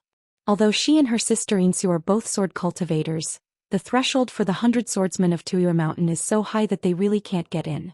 Qin Pingon asked, fellow Taoist Qingyong, with your talent, there is no reason to risk your life like this. The idea of gaining wealth through danger is not suitable for people like you. Seeing that Qingyong was silent, Qin Pingon continued to ask, is there a grudge? I'm holding a breath in my heart. I can't wait any longer. I must put an end to it here in Tonggishao. They all glanced at Qingli. It's really strange. Before they met in Tonggishao they had never heard of Qingyong, but now they looked at him with admiration. The longer we get along with him, the more I feel that Qingyong is unfathomable. If you give him another 100 or hundreds of years of monastic life, this person's achievements will be immeasurably high. There is no reason to risk one's life on Tonggishao, and it is specifically targeting Qin Pingon and Qingping Sword Sect. It's a lie to say that if you accumulate military merit here and return to the wilderness alive, you can win the favor of 1 or 2 throne demons. You have to return to your hometown alive. With Qingyong's talent and scheming on the premise that it is possible to commit his life here, he does not need to rely on this false reputation as the icing on the cake. Qingyong was silent for a moment. It's true that there is a bit of a feud, but if you really think about it, the hatred is not that big. I don't blame the Yin officials for being ruthless. We are in different camps and must play our own responsibilities. An old friend who led him on the path of spiritual practice died at the hands of Qin Pingon. He was in the Jade Purity realm. At that time, the status and realm of the 2 parties were very different, but they had no calculation. He was willing to teach Qingyong all his Taoism and abilities, But he still said that he was not qualified to be Qingyang's preacher and would help him find a good one. Master, you must not be much worse than those bamboo baskets in tan. The reason is that you, Qingyang, are very qualified. If the master is not high-minded, it will be a waste of resources and will easily delay your future. Especially when you become famous and attract attention on the mountain, when everyone knows about your future achievements, without the protection of an ascension realm and a large sect, it is easy to die suddenly as soon as you get off the mountain. Thinking of this, Qingyang subconsciously slowed down and chewed the muntjac meat carefully. Qin Pingon said to himself, Bodhisattvas and sages are afraid of causes, and ordinary people like us are afraid of consequences. Qingyang nodded. I didn't understand this at all before. When I arrived at Tongye continent, I read some of the books here and I was convinced. Qin Pingon opened the skylight and spoke frankly, saying, Miss Cardamom, Xiaoxing is hiding in the lotus flower blessed land. She has seen you and has a deep memory, which means I have seen you. Next, the young official said something that made even the outsiders feel horrified. So these days I miss Miss Cardamom very much. Qingyang let out a long sigh as expected. He was implicated by this bitch. But Qingyang didn't blame her that much. Only that immortal algae is a thing that is more likely to fail than accomplish anything. Daku was horrified but still puzzled. They had met before, so what? There are thousands of magic tricks on the mountain, but does it have this magical power? That Xiaoxing belonged to the wilderness Guiyu Zhang, and was seriously injured by Ning Yao on the battlefield of the Sword Qi Great Wall in his early years. When Xiaoxing landed on Tongye continent, she and Daku were good friends, so they traveled together. When Xiaoxing fell into the hands of Qin Pingon, his memory was checked and a unique mountain search took place. The picture in Xiaoxing's eyes included the female nun Do Ko. Therefore Qin Pingon had a colorful hanging portrait of Do Ko in his mind. When they met again at the Great Wall of Sword Qi, Lu Xianyang devoted all his resources to teaching Qin Pingon the ancestral sleepwalking swordsmanship. Lu Xianyang has always been like this, being a friend and not being stingy. It's just that Qin Pingon couldn't learn it at all at that time. The threshold for this swordsmanship was too high. Today, even with the support of Realm, Qin Pingon can only say that he has learned a little bit. But Qin Pingon has been restraining himself and has not been in a hurry to hand over the sword. He just doesn't want to scare the snake. If Daku really walks Tongye continent with the slippery talisman monk, it will be easy to lose the big. Facts have proved that this choice is right. He had been waiting for a chance to doze off and fall asleep. But those who practice Taoism rarely have dreams. So Qin Pingon kept waiting patiently. This magical power can probably be called traveling in other people's dreams within a dream. With the same kind of swordsmanship, Qin Pingon and Lu Xianyang still have different ways of getting started. Xiaoxing knew that she could not defeat Ning Yao or Qin Pingon, so she wanted to create a plague that would sweep the world in the Blessed Land. A large part of these causes and effects must be attributed to Qin Pingon, the landowner of the Blessed Land. She opened a bookstore there, hired craftsmen, and sold those tampered in books at a low price to make a loss. In addition, she hid several mummies of the plague god. With the hundreds of thousands of books sold, plus the number of readers who did not buy the books but read them, the number is already considerable. Once a plague breaks out, it will sweep across the world in an instant. If they were in the same place and planned so carefully, it would be possible for Xiaoxing to succeed in the Lotus Root Blessed Land, not to mention what Qingyang was like to Tongyi's Hao. It's just that everyone has earned his or her status through hard work, so for the sake of fairness, one cannot fall below the status quo. What's more, Qin Pingon is unique in terms of the number of times he fell into trouble. The pair of dewy mandarin ducks resting here were the most enlightened. What Yingguan, Guanghan City, Howren Tianxiao barbarian world? They just eat a bowl of rice from the rivers and lakes at the foot of the mountain. They don't understand, they only know that the content of the conversation is very big. But no matter how ignorant I was, I could tell that the two sides were enemies. The weak scholar carrying the suitcase came blocking the door. The white-faced man's hands had long been disciplined, and he said tentatively, "Masters, why don't you let us leave first so as not to delay your reminiscing about old times?" Xianxia sneered, "Let's go? Where can we go? Now the whole mountain is in the formation. If I give you 100 years you will still be building a wall." The man said with a sad face, "You gods are fighting with you, why bother us ordinary people who know how to use martial arts?" The woman gently pulled her collar, revealing some white scenery. Qingyang laughed and said, "Who told you to be careless and not pick a place? Are you getting retribution?" Xianxia looked bitter and asked cautiously in his heart, why doesn't he take action yet? They ruined Qin Pingan's good deeds in Tongyi's Hao. Enemies would be extremely jealous when they meet, so they had the patience to chat with them for so long, which was not like the behavior of a hidden official. Don't look at the young hidden official who has a fairy algae girl, cardamom girl and Qingyang Taoist friend. He is also a master who kills monsters without blinking an eye. Nan Shou Qin Bei Yin Guan. How did this saying spread? It refers to these two swordsmen who have the least swordsmanship in their acting style and the most insidious swordsmanship. She fell into the hands of Yin Guan today and she knew the general fate of her fate. Qin Pingan never made a move, so he couldn't possibly be coveting her beauty. Daoist said, he must have rushed over as soon as he found our traces. He first cast the net to confirm our identity, and then closed the net to prevent any big fish from escaping. I just didn't know that he showed up before. There are several large formations set up inside and outside this mountain. Qingyang's answer may be closer to the truth. You are just a bonus. Qin Pingan's target is still me. In order to make sure he can catch me, he has to spend a lot of extra thought. Xianxia asked, why do you call him by his first name? Qingyang almost couldn't hold back and cursed. Qin Pingan is already here. It doesn't matter if you call him by his name or not. Indeed, as the Fulu monk said, Qin Pingan's real purpose was Qingyang, a big fish with such good qualifications that even Zhou Xian praised him. Cardamom and fairy algae were all added to it. Qingyang told the truth again, because Yin Guan guessed that my true identity is most likely not here, so he has been looking for clues elsewhere at the moment. Hearing this, not to mention Xianzhao, even Daoist wanted to curse her. You brought us here, but you ended up hiding somewhere else? Qin Pingan lamented, it's been very hard to find you guys. You know, I'm still in a very critical period of seclusion.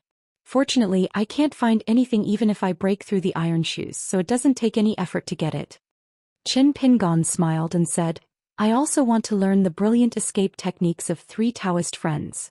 Qi practitioners go down the mountain, whether it is to experience the world of mortals, visit immortals to explore the hidden world, or hunt for treasures to save people. Naturally, it is impossible to be invincible. You will always encounter several difficult opponents or be blocked by enemies. Therefore, a Qi practitioner must have both killing moves and escape methods. Just like Guizhuzhou said, if you encounter a strong enemy, don't panic and run away.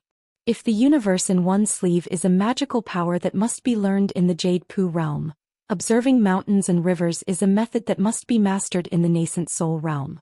So mastering 1 or 2 life-saving escape methods is a training course that all mountain climbers must avoid. For thousands of years, Qi refiners have developed thousands of weird stealth and escape methods. Among them, the 5 elements escape method is a large category, such as relying on mountains, eating mountains and relying on water, or escaping into the earth's veins or escaping through water. The Bodhi's body will temporarily become weak, and combined with the great refining natal objects, no matter it is thick smoke billowing from the ground, or turn into a wisp of blue smoke, shrinking into the clouds in the sky, all are different methods. There are also many unbelievable secret techniques such as removing corpses and removing immortals from the dead, but this is destined to damage a lot of Taoism, which is equivalent to simply giving up the skin and losing money. There are still hooks connecting the dim light, bridging the yin and yang. The land officials who were descendants of the Lu family of the Yin-Yang family were able to visit the city god's temple in varying numbers according to their respective realms. In the final analysis, the most superior escape method has only one purpose. Of course, it can still ignore all the landscape formations and the numerous restrictions that isolate the world. Qin Pingan had already learned all Shao Xinggui's methods. Of course, Qin Pingan would like the more secrets and side-by-side techniques that Daoist and Xianzhao can learn, the better. Escape has always been Qin Pingan's weakness. The Shukchi talisman in his early years was only reversed by the warrior Qin Pingan, changing its purpose and turning it from defense to offense. Someone once said that if you pursue the ultimate in killing power and don't pay too much attention to the escape method, you will be walking lamely. That's why Qin Pingan now practices the sword escape method repeatedly. Qin Pingan finally crossed the threshold and the content of his words began to get to the point. He looked at the immortal algae and said, I heard that when you arrived at Tongyi's Hao, you liked to run around and kill people to take credit. You are quite famous. You want to make things easier for you. You sis green eyes are combined? How courageous are you to dare to fight for a man from the Supreme Patriarch's Fei? You see, remember he was one of his defeated generals. Back then, in the Jiaxin tent where geniuses gathered, he was not really outstanding. Xianxia was speechless, and Dou Cao also felt that Qin Pingan's words were extremely arrogant, but well-deserved. I am in urgent need of a magic weapon now. Your natal flying sword, no matter what its name is or what magical power it has, it belongs to me from today on. Qin Pingan also didn't miss the sword cultivator Damu. There is a lot of knowledge in the good and evil of people and things. The key depends on who uses it. I have a bad habit, that is, I like to be a teacher and I want to teach you well. From now on, remember to keep your eyes open. Qin Pingan looked at Qingyang again. Do you have any explanation for your talisman substitution method? Qingyang smiled generously and said, I created my own talisman temporarily named the paper kite. Whether you need to attach a mustard seed to the substitute talisman can be decided according to the circumstances. Qin Pingan suddenly realized that it was like letting a few kites fly. Qingyang's real body was holding those few threads gently in his hands. When the opportunity was bad, he just had to let go. No wonder even Zhou Xian couldn't follow the clues and find this person's traces. The difficulty is just like trying to catch the wind and shadow. Previously, Qin Pingan deliberately mentioned the term Xianxia to Qingyang. Qin Pingan did not choose the flying sword from a certain basket. He had a purpose. Not only look at the skin but also look at the bones. In addition to looking at the fortune of a person, we also have to look at the fortune of a country or a continent. This Qingyang must be proficient in Kanyu and numerology in addition to being a talisman of his own profession. Qingyang said frankly, if we really set up a fortune-telling stall in the market next door, Yinguan's business may not be better than mine. Qin Pingan asked with a smile, how do you say it? Qingyang said, Yinguan insists on filling up the vacancy in Tongye continent, which will conflict with the remaining barbaric Taoism of Yizhou. During this period I am from the demon clan, and my situation is exactly the opposite to that of Yinguan. One is going down and the other is going up, so I dare to take action. Whether you are building a lower sect, driving a nail in Tongyi's house, or digging a large ditch in the middle, using dots to lead lines and then hoping to use lines to lead areas, you will need to lose yourself in the sect's energy. It is an unavoidable battle of luck, like a sword cultivator confronting someone for a long time, which consumes your energy. You have to use the Qingping sword sect to slowly wear away the wild luck of Tongyi's house, but this is not enough. So you thought of another way and then used a big river rolling into the sea to take away the remaining luck of the wilderness. Now the Lord of the East Sea happens to be a real dragon, and she takes advantage of the opportunity to accept this luck of the wilderness. For her cultivation, on the contrary, it is a real good thing. Others cannot take it, but Wangzhou is very stable. You have the opportunity to help this neighbor make further progress, integrate the water transport of the East China Sea, and rank among the 14th realm. If their Wangzhou has already joined the Tao before, and can also be the icing on the cake to help her stabilize her realm. This is one of the reasons why Wangzhou is willing to spend money to support Tongyi's Hao to create another great path. She is not just asking for transportation from the East China Sea, but also coveting this wild luck that no amount of money can buy. Speaking of this, Qingyang smiled and said, but there must be a prerequisite. The two of you have made and broken the contract. Otherwise, she will be implicated by you and will not be able to get what she wants. Qin Pingan nodded and said, the contract was resolved as early as the Great Wall of Sword Qi. Qingyang continued, with such a long-term plan and taking on a big responsibility, it is still not understood by others. It is indeed very hard to be misunderstood as greedy for fame and profit. Nowadays, many Tongyi's Hao Qi practitioners say that it is the Luolu mountain in the next continent to the north. Qin Pingan is so ambitious that he became the last hidden official in the Great Wall of Sword Qi. He became addicted to being an official. When he returns to Haoran, he will replace that family. The Tongye sect, who had fallen in the middle of the road, came to be the leader on the mountain. Through the excavation of Dadu, he maneuvered horizontally to win over all forces, establish prestige, earn reputation, and make a lot of real money at the same time. A sword cultivator who is only half 100 years old will be the Tao master of 2 continents. Qin Pingan nodded, squatted by the fire and said, I never thought I would meet another close friend. Indeed, as Qing Rang described, the Qingping sword sect's selection of Tongye continent was a silent, Road strengthening exercise. Qingping sword sect is itself a swordsmanship sect. If you lose, the next sect will be silent for a long time. It doesn't matter, the sword cultivator should be punished by heaven. This is why Qin Pingon always doesn't take the poaching of that proud student too seriously, and lets Cui Dongshan hit him with a hammer. In fact, it is quite difficult for Cui Dongshan to be the abbot of the next sect. Now that you recognize me as your husband, just don't complain to outsiders. Sir, everyone understands. This is why Qin Pingon originally wanted to let Chao Qinglang be in charge of the next sect, but finally changed his mind and accepted Cui Dongshan's invitation to recommend himself and let him be the transitional sect leader. The so-called transition is Cui Dongshan leading the entire lower sect to face this invisible transition. This is why Cui Dongshan emphasized many times and made insinuations, why he can be treated as half a swordsman. That was not Cui Dongshan trying to get close to his husband or chief Shou. Instead, he was making insinuations and taking the opportunity to remind Qin Pingon. The sect leader of the Qingping sword sect should either let him, Cui Dongshan, be the leader, and the disciples would take care of his duties if necessary. Or it can only be done by the husband himself. Chief Mi once saw through sect leader Xi's half-sword cultivator identity. Beside the fire, the two sides were already close at hand. Qingyang smiled and asked, Yingguan still can't find my true identity? Qin Pingon said, there is a Tongya island, how do you want me to find it? Qingyang nodded and said, it's very difficult.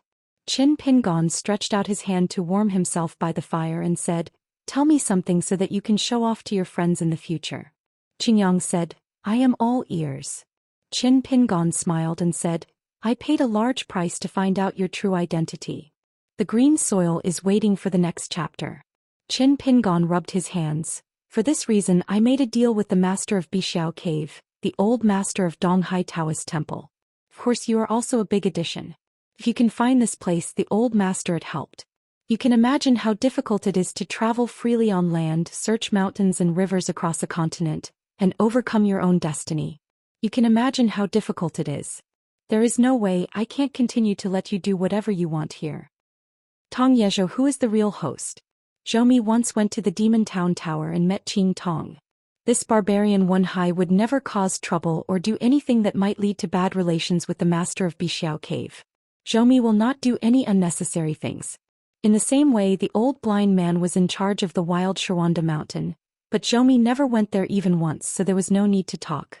On this matter, Savage World and Sword Qi Great Wall have the same mentality. Just like Qin Qing and Ning Yao went to the old blind man and got an unbiased answer, that's it. Zhou Mi did not have the slightest expectation that the old blind man would choose to stand on the side of the wilderness and go to the vast world to kill everyone, or have a battle with the most proud Bai Yi in the world, just like the generals before the battle in the romance novels, catching the right pair. Such a beautiful thing is something you don't even have to think about. In addition to this, of course, the most important reason is the two old 14ers. Who have been together for thousands of years. Whether they are the old blind man who has not used the name Zhishir for thousands of years, or the self-proclaimed Kaizhou Taoist, the master of Luobeat and Bixiao Cave, they are all good at fighting. Otherwise, with Zhou Zhou's appetite, it's not like he has never eaten monks from the 14th realm. First there was Shao Xing's vicious plan, then there was Qingli waiting for an opportunity in Tongyi's Hao, and there was also a sneaky 14th realm who secretly stabbed the killer many times. Really annoying and heart-wrenching. Qingyang remained silent. Cardamom and Xianxia were in even more complicated moods. Qin Pingon smiled and said, that's not all. Earlier when Yu Xian was in Lulu Mountain, I asked the old master to see the broken talisman of fellow Taoist. King Tuo's face became darker and darker. Qin Pingon said, your true body should probably have lingering fears at this moment. Qingli raised his head and frowned. Did you do it on purpose to mess with my Taoist mind? Qin Pingon smiled and said, right, the founder of Yufu Palace, fellow Taoist Master Yan? Note Chapter 860, The Real Sword Holder. Jianxiu Daka felt heavy and Xianzhao felt that this was really possible. It would make sense if Qingyang was the puppet of the number one man in the wild talisman, trying one of the methods of combining Tao. Qingyang curled his lips and made up his mind not to believe this nonsense.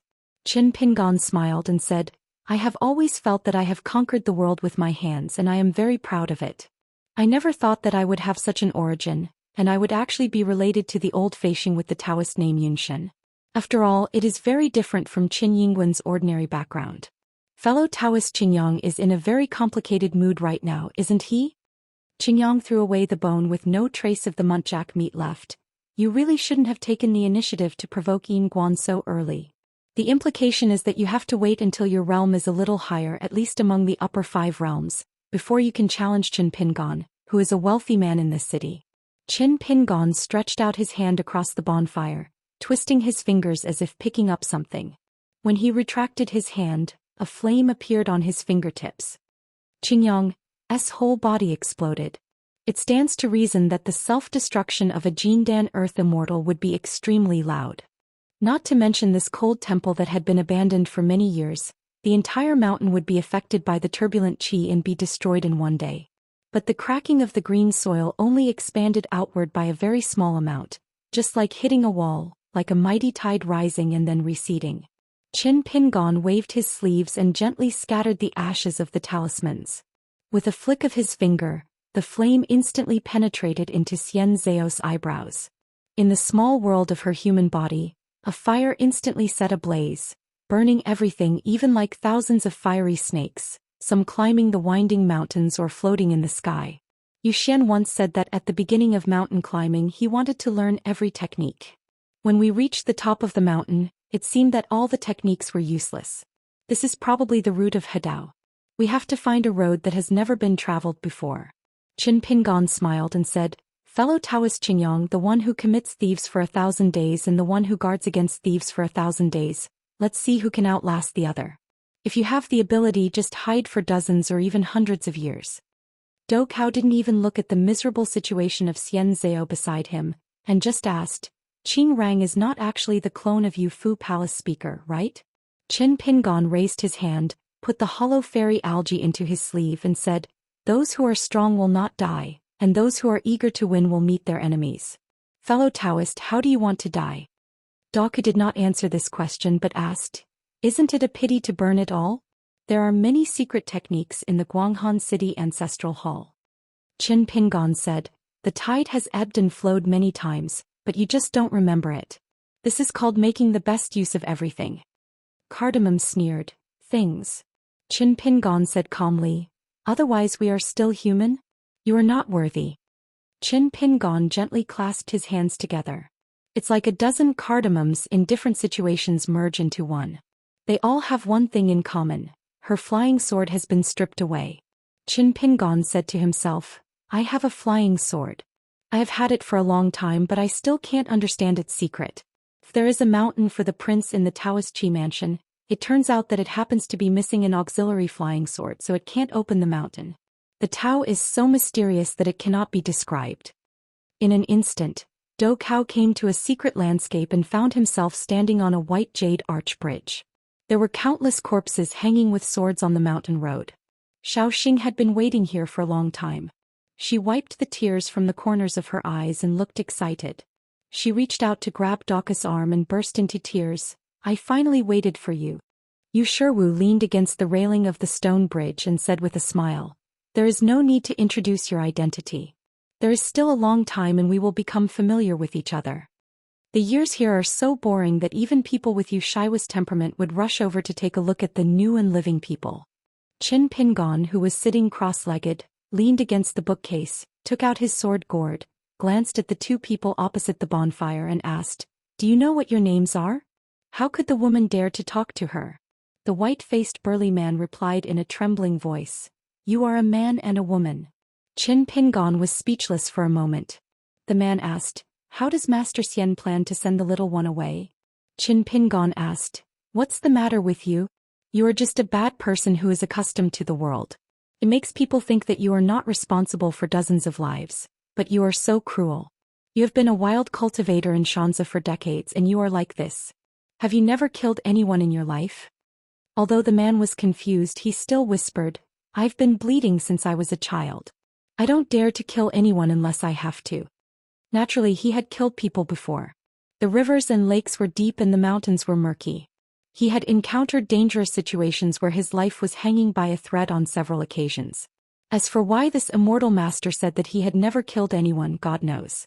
Qin Pingon raised his chin towards the woman and said to the man, "Although you are just a couple, she is not bad to you. Treat her well. If you can find a place to live a stable life in the future, don't wade into muddy waters." That woman was actually a female ghost. She was indeed unruly during her lifetime. She stole from men and died in a pig cage.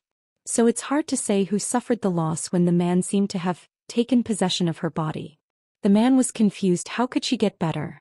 Qin Pingon took a sip of wine, picked up the last piece of muntjac meat and said with a smile, "Since you are timid, you don't have to go up the mountain to seek immortality.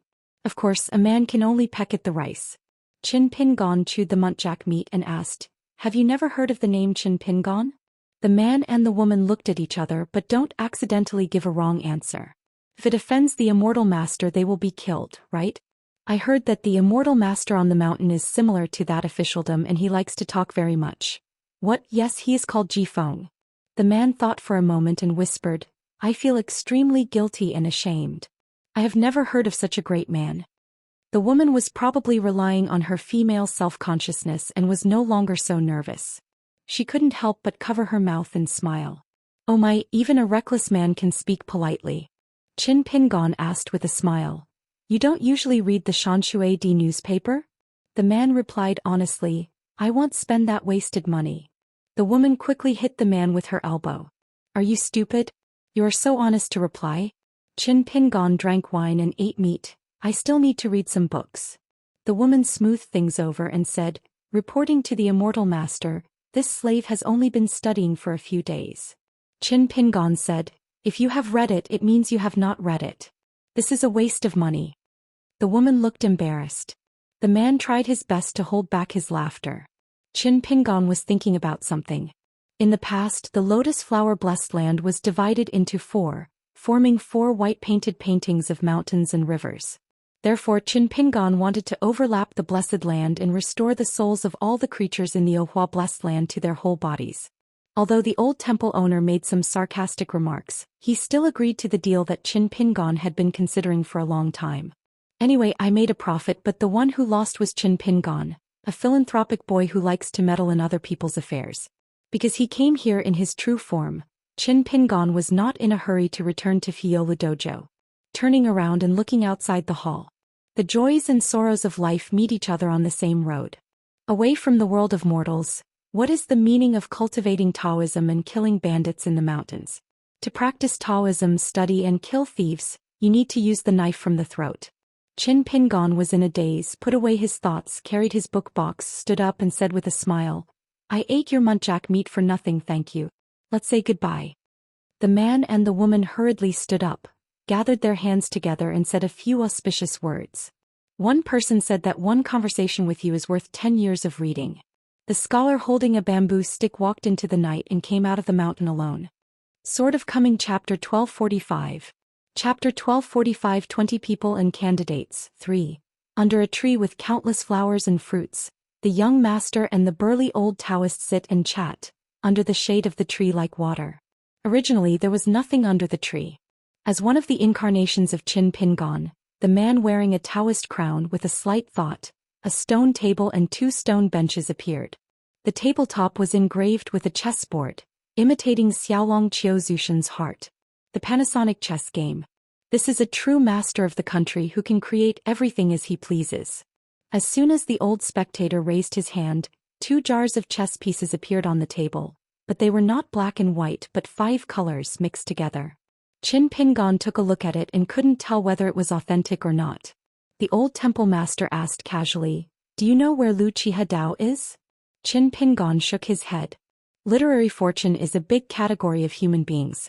After Bai Yi, the poet in Hideo's heart, gave way, Su Zi or Lu Qi took the opportunity to take over, and each had a large number of people who insisted on their own opinions. But no matter what, the world is still used to treating words as poetry. No matter how heroic Su Zi or Lu Qi is, you will still be short and white. At the same time, Qin Pingon also knew an inside story. Lu Qi, holding half of the marriage book, went to Qingming world to open up a blessed place for poetry. It seems to be the path of harmony, but Bai has already been on it, unwilling to rely on others, but in fact he is looking for the remaining half, trying to find another way to reach the top 14. But this caused another great dispute with Wu Shuangliang, the Sui Chu palace. For now, Lu Qi returns to Haoran and finally merges smoothly. The two parties made a secret deal in the early years. It was probably because Lu Qi gave in first that Wu Shuangjiang helped him find a new path. Qin Pingon tried to refine all things and filled more than 1,500 Qi mansions. He and Lu Qi tried to refine the upper and lower marriage books, which were similar in number. One master and the other complemented each other. The old temple master commented, "Everyone says that Bai Yi is invincible in poetry and is the most proud in the world, but they don't know what Bai Yi is thinking. Whether he writes poetry or practices swordsmanship, it is a matter of broadening his mind forever." Compared with this, Lu Qi still looks petty. Bai Yi is close to Taoism and Suzy is close to Buddha. Therefore Suzy still has hope of joining Taoism, but it's just not in the world of Haoran. After 1,000 years, whether it is a dragon or an insect, one move here will depend on how much power you have accumulated in the next 100 years. Luckily, we have a good year that has never happened in 10,000 years. If we don't work hard, we will wait until the bad years come and then try our best to improve. In the end, it cannot be said that the effort is in vain, and it will always be half the result with twice the result. As the old spectator spoke, he placed a bunch of colorful chess pieces on the chessboard. Go is like chess as if there is a dividing line. The two sides are confronting each other. The one relatively in the center is Xing Juzhong of Baidi City, Ning Yao in the colorful world and barbarian wilderness. Firan Zhao Tianlai from the Tianshi Mansion, Zhang Fenghai, the old white jade Taoist official from Qingming Tianxia, etc., can only be counted on the fingers less than 2 hands, but this dividing line in the middle of the chessboard includes 3 lines at the same time, and Xing Juzhong only has 1 line. Ning Yao and Fei Ran are on the same line, Zhao Tianlai, Zhang Fenghai and Qingshan dynasty Yao Qing and others are on the same line.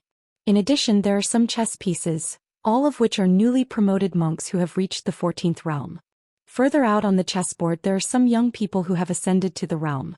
Finally, there are some new ascendants who have achieved enlightenment through a heavy rain and have limited achievements in the Tao, and those old and weak people who have rotten bodies and spirits and are destined to have no hope of immortality.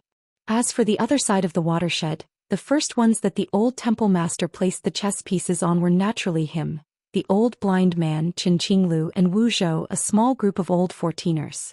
Upon closer inspection, the chessboard is tilted and the old viewer and the others are at a high position. New ascendants and old and weak ascendants are at the bottom. Several heroes, sages, gods and ghosts in the world are all involved in the game. Qin Pingon stared at the chessboard situation and said softly, "It is not contrary to nature, and it is the time to follow the day after tomorrow." The old temple master nodded, "Yes. The Ascension realm is no match for the 14th realm. This is an iron rule that cannot be broken. Over the course of thousands of years, there may have been only 2 exceptions.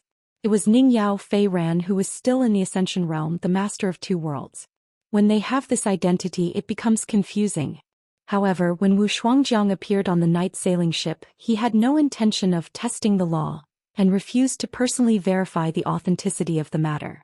But it is not necessarily true that monks in the 14th realm can easily crush the Ascension realm, especially those who can definitely kill them.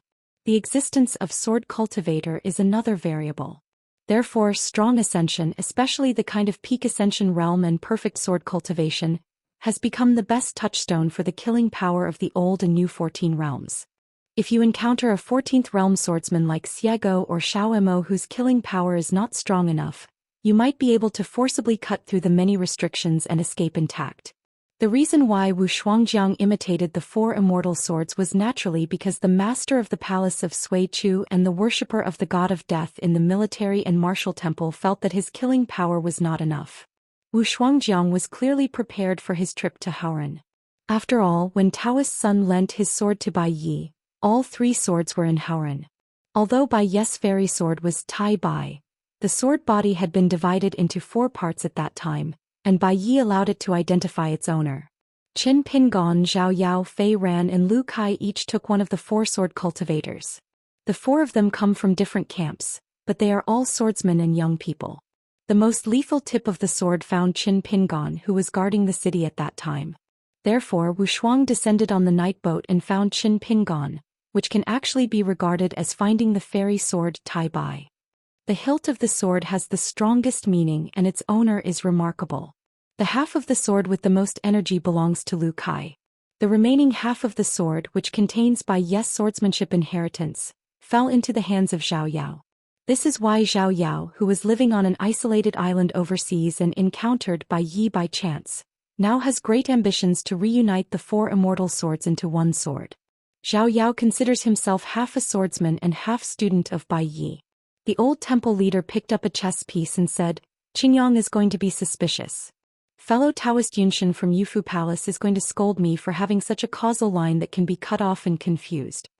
Of course, Qingyang is not the incarnation of a master of speech.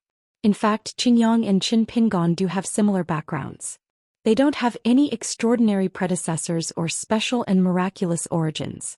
As for how such a person can achieve his current level of attainments and talismans, this is probably called the inexhaustible path of heaven and earth. Traveling around is a joy to see new scenery, and the world also wants to see a few new faces. Qin Pingon asked with a grimace, Master Yen and the senior are good friends? The old viewer smiled and said, Or what do you think? The old guy is quite old. He used to come here to drink wine in his early years. He has a rosy nose, is slovenly, is a talkative, and is also a drunkard. But he and Xiao Emo are not the same. He doesn't get along very well, and he doesn't even speak to him when we meet him. Qin Pingon said, I heard Xiao Emo say that he used to make wine with his seniors, and they often didn't say a word for several years. The old patron stroked his beard and smiled and said, This is a true friend. There is no need to talk, there is a long silence, and there is no embarrassment between each other. As for Xiao Emo and Yunshan, they seem to be silent, but in fact they have nothing to say. Their respective realms, conduct, temperaments and personalities are just there. They belong to no one and are not willing to accommodate others. They are the first to say a few nonsense. But words the teacher's luck is average. He hid here and there but failed to avoid disaster twice. Bingjie was reincarnated. I had already advised him that a Taoist priest should not be so timid when walking on the road. It's just his nature. Yeah, I know the truth, but when things get tough I can't do it. I just want to say that this time, my fellow Taoist Zhou Xian won't be deprived of my fortune by his own ability.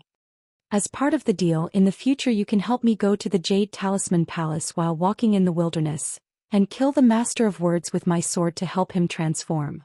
Qin Pingon was stunned on the spot when he heard this. Can you still trade like this? The price has been negotiated, how about adding a few extra tips? Besides, even if I were to go to the wild world, it would not be a leisurely trip through the mountains and rivers. The old spectator didn't care. Looking at the 5 guests behind bars, the old spectator could tell Qin Pingan's intention without even counting. Heaven has 5 elements: metal, wood, water, fire, and earth. They follow the heaven and move qi on the earth, transforming and cultivating it in time to create all things. Spin back and forth endlessly. Yu Shiwu, a military monk from Zhenwu Mountain, was one of the bearers of the massacre in the past. Cui Han successfully persuaded the ancestral court of the Zhongtu martial temple to provide 2 martial arts fortunes, so that Yu Shiwu could have 3 martial arts fortunes at the same time. It is the well-deserved medal of the 5 elements. Shao Xing is his real name, his pseudonym is Su Jiaoqie, his Taoist name is Yuren, and his emerald green robe is called De Mao. Her true form is an ancient fairy bird that likes to fly with fire in its mouth, so she has been taught the fire method and can break through realms quickly. Yu Qing, who has been the cook of Ma Mansion for many years, is from the Qingyi lineage of Yingying Qingyi. Her real name is Gongsun Lingling. The 5 elements belong to water. Sword cultivates cardamom and the 5 elements belong to wood. It's a pity that the fairy algae from Shuashuang Department in Guanghan City, like Gongsun Lingling, belongs to the 5 elements of water. Therefore it is impossible to make up the 5 elements. The old temple master smiled and said, That Qingyang, just by hearing the pseudonym, you know that the 5 elements belong to earth, you missed it. Qin Pingon murmured, If it is such a coincidence, shouldn't it be scary? The old temple master looked playful and nodded, It seems right.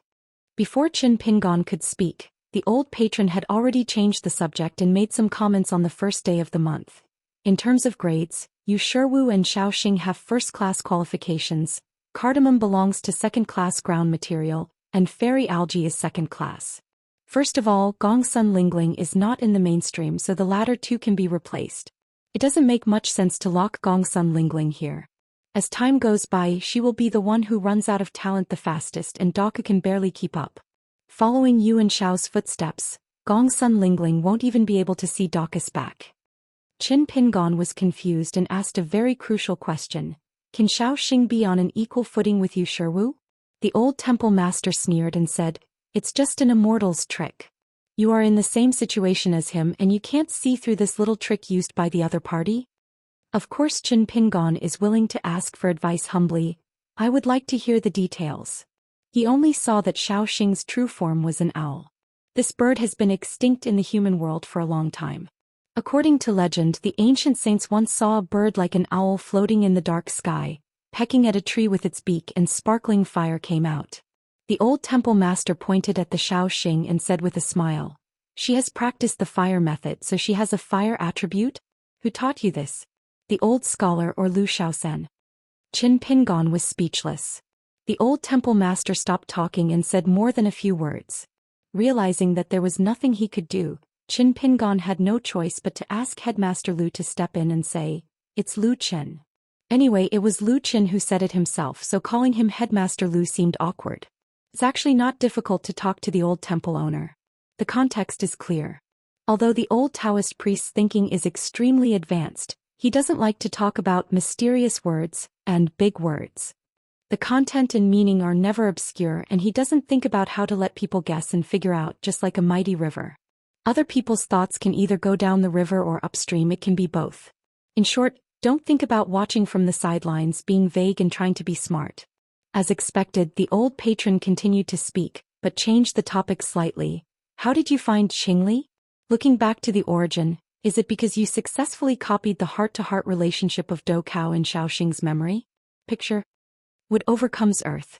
It is the sword cultivator cardamom of the wood attribute, which involves the green soil of the 5 elements of earth. Soil overcomes water, and what overcomes and restrains green soil is Guanghan City's fairy algae. Hearing this, Qin Pingon became more and more confused. According to this, the Xiao shape belongs to fire and fire restrains wood. Doesn't it just restrain cardamom? Is this theory of the 5 elements restraining each other correct? The old temple master said, "Among the 5 elements, wood creates fire. Yushi creates Sing said. The owl becomes the spirit of old things. It is the charm of the wood. Fire starts from the nest. Scholars? Never heard of it." Qin Pingon went through his memory for a moment and couldn't help but ask, "Who said that and when?" The old temple master stroked his beard and pondered and said slowly, "About 2,000 years ago in a certain library in Qingtong, I saw a little-known miscellaneous collection." Qin Pingan's expression was slightly stiff, but he could still keep smiling. Xiao Xing is an almost unique type of God-given wood with the fire attribute. He has 2 fates in one body. If you say this, your effort is focused on swordsmanship and boxing. WW. Novel. It's not much, but it's understandable. The old temple master said slowly. But as someone who often imitates Lu Shaosan's fortune-telling business, don't you know that among the 5 elements in numerology, only fire and earth are in the same palace? In this way, a bird in a cage has its heart in heaven and earth. The remaining time is gold. Cardamom wood. Fairy algae water. Xiao Xing is born with magical powers and can be used by both wood and fire. Qin Pingon, who was born on the 5th day of May, has both fire and earth. This context has no branches and is clear and distinct. The old temple master gave me a neither high nor low evaluation. I finally did something serious. When I attain enlightenment and ascend in the future, it will be very impressive compared to monks in the same realm. When the 5 elements are in place, the heaven and earth's qi will have a track. It can fill the soul of those who practice Taoism, nourish the soul and strengthen the body. Sword cultivators can rely on their natal flying swords to feed their souls and bodies. Pure martial arts practitioners can take the path of martial arts to become gods in the flesh. Coupled with the increasing number of great refining objects, there are more than 1,500 gates of Qi Mansion, each with its own treasure. It's hard to say what Qin Pingan's achievements will be in the future and how strong his conduct will be, but I can only say that it's worth looking forward to. Don't think that Zhou Zi talks about the 5 elements and has the power to spread it, but deep down you are repelled by it. Who are you trying to scare by hanging corpses with swords in the mountains? Zhou's heart is higher than the sky and he never deliberately targets anyone. He is the person who wants to be the balance of the world. You let go of Gukan and Mud Bottle Lane, but you don't let yourself go. You didn't let Ma Kuxuan of Xinghua Lane go, you just let yourself go. The physical body, the magic weapon, the magic. The numerology, the chi, the merits. The family, the master's biography, the dojo. Among them, the numerology is very important, but it is not the most important. In short, those who practice the Tao work these 9 things, adding, subtracting and patching them up. Those who work hard to practice the Tao increase their Tao power, and those who practice the Tao latently strengthen their Tao practice. The old chess master randomly selected 5 chess pieces of different colors from the chessboard and suspended them in the air. According to the principle of the 5 elements, a line was connected between each chess piece, forming a complete and self-circulating circle. He glanced at Qin Pingan. Qin Pingan understood this and picked up 4 chess pieces from the chessboard, starting with one of the chess pieces in the circle of the old patron, and then formed a circle. The old temple leader nodded, then lifted 4 more chess pieces, and a 5-element circle was created in the sky above the chessboard. 3 circles interlocking. Qin Pingan was silent and looked back at the old viewer. The old observer then smiled knowingly, withdrew the circle that started with the second circle, and placed it on the node of the first circle again. Qin Pingan asked, "Can Zhou catch it?" The old patron didn't give an answer, but he was so happy and angry. Qin Pingan did not dare to expect more and asked, "Where is Shanmen Mountain Road?" The boy in Tsingyi is still running into obstacles there. The old temple master smiled and said, "Why, Brother Qin wants to stand up for that little river snake? It's just a nascent soul realm, and it's not worthy of being seen by the master of Bixiao Cave, who is a master of Taoism.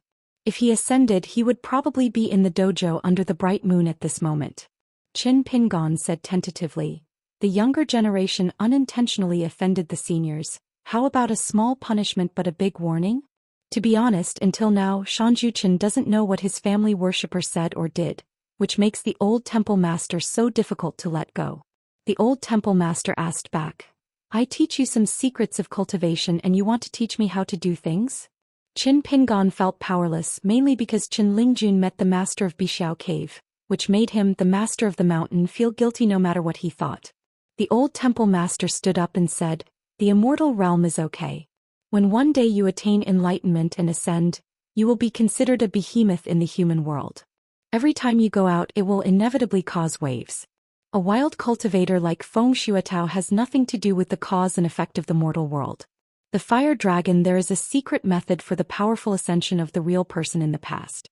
You can play in the human world as much as possible without getting involved in cause and effect. I am afraid that if you don't rely on both ends, half a bucket of water sloshes and splashes in the human world, it may be a long-term battle. Drought, rain, or a flood caused by natural or man-made disasters. The 1,000-year-old king and the 80,000-year-old turtle.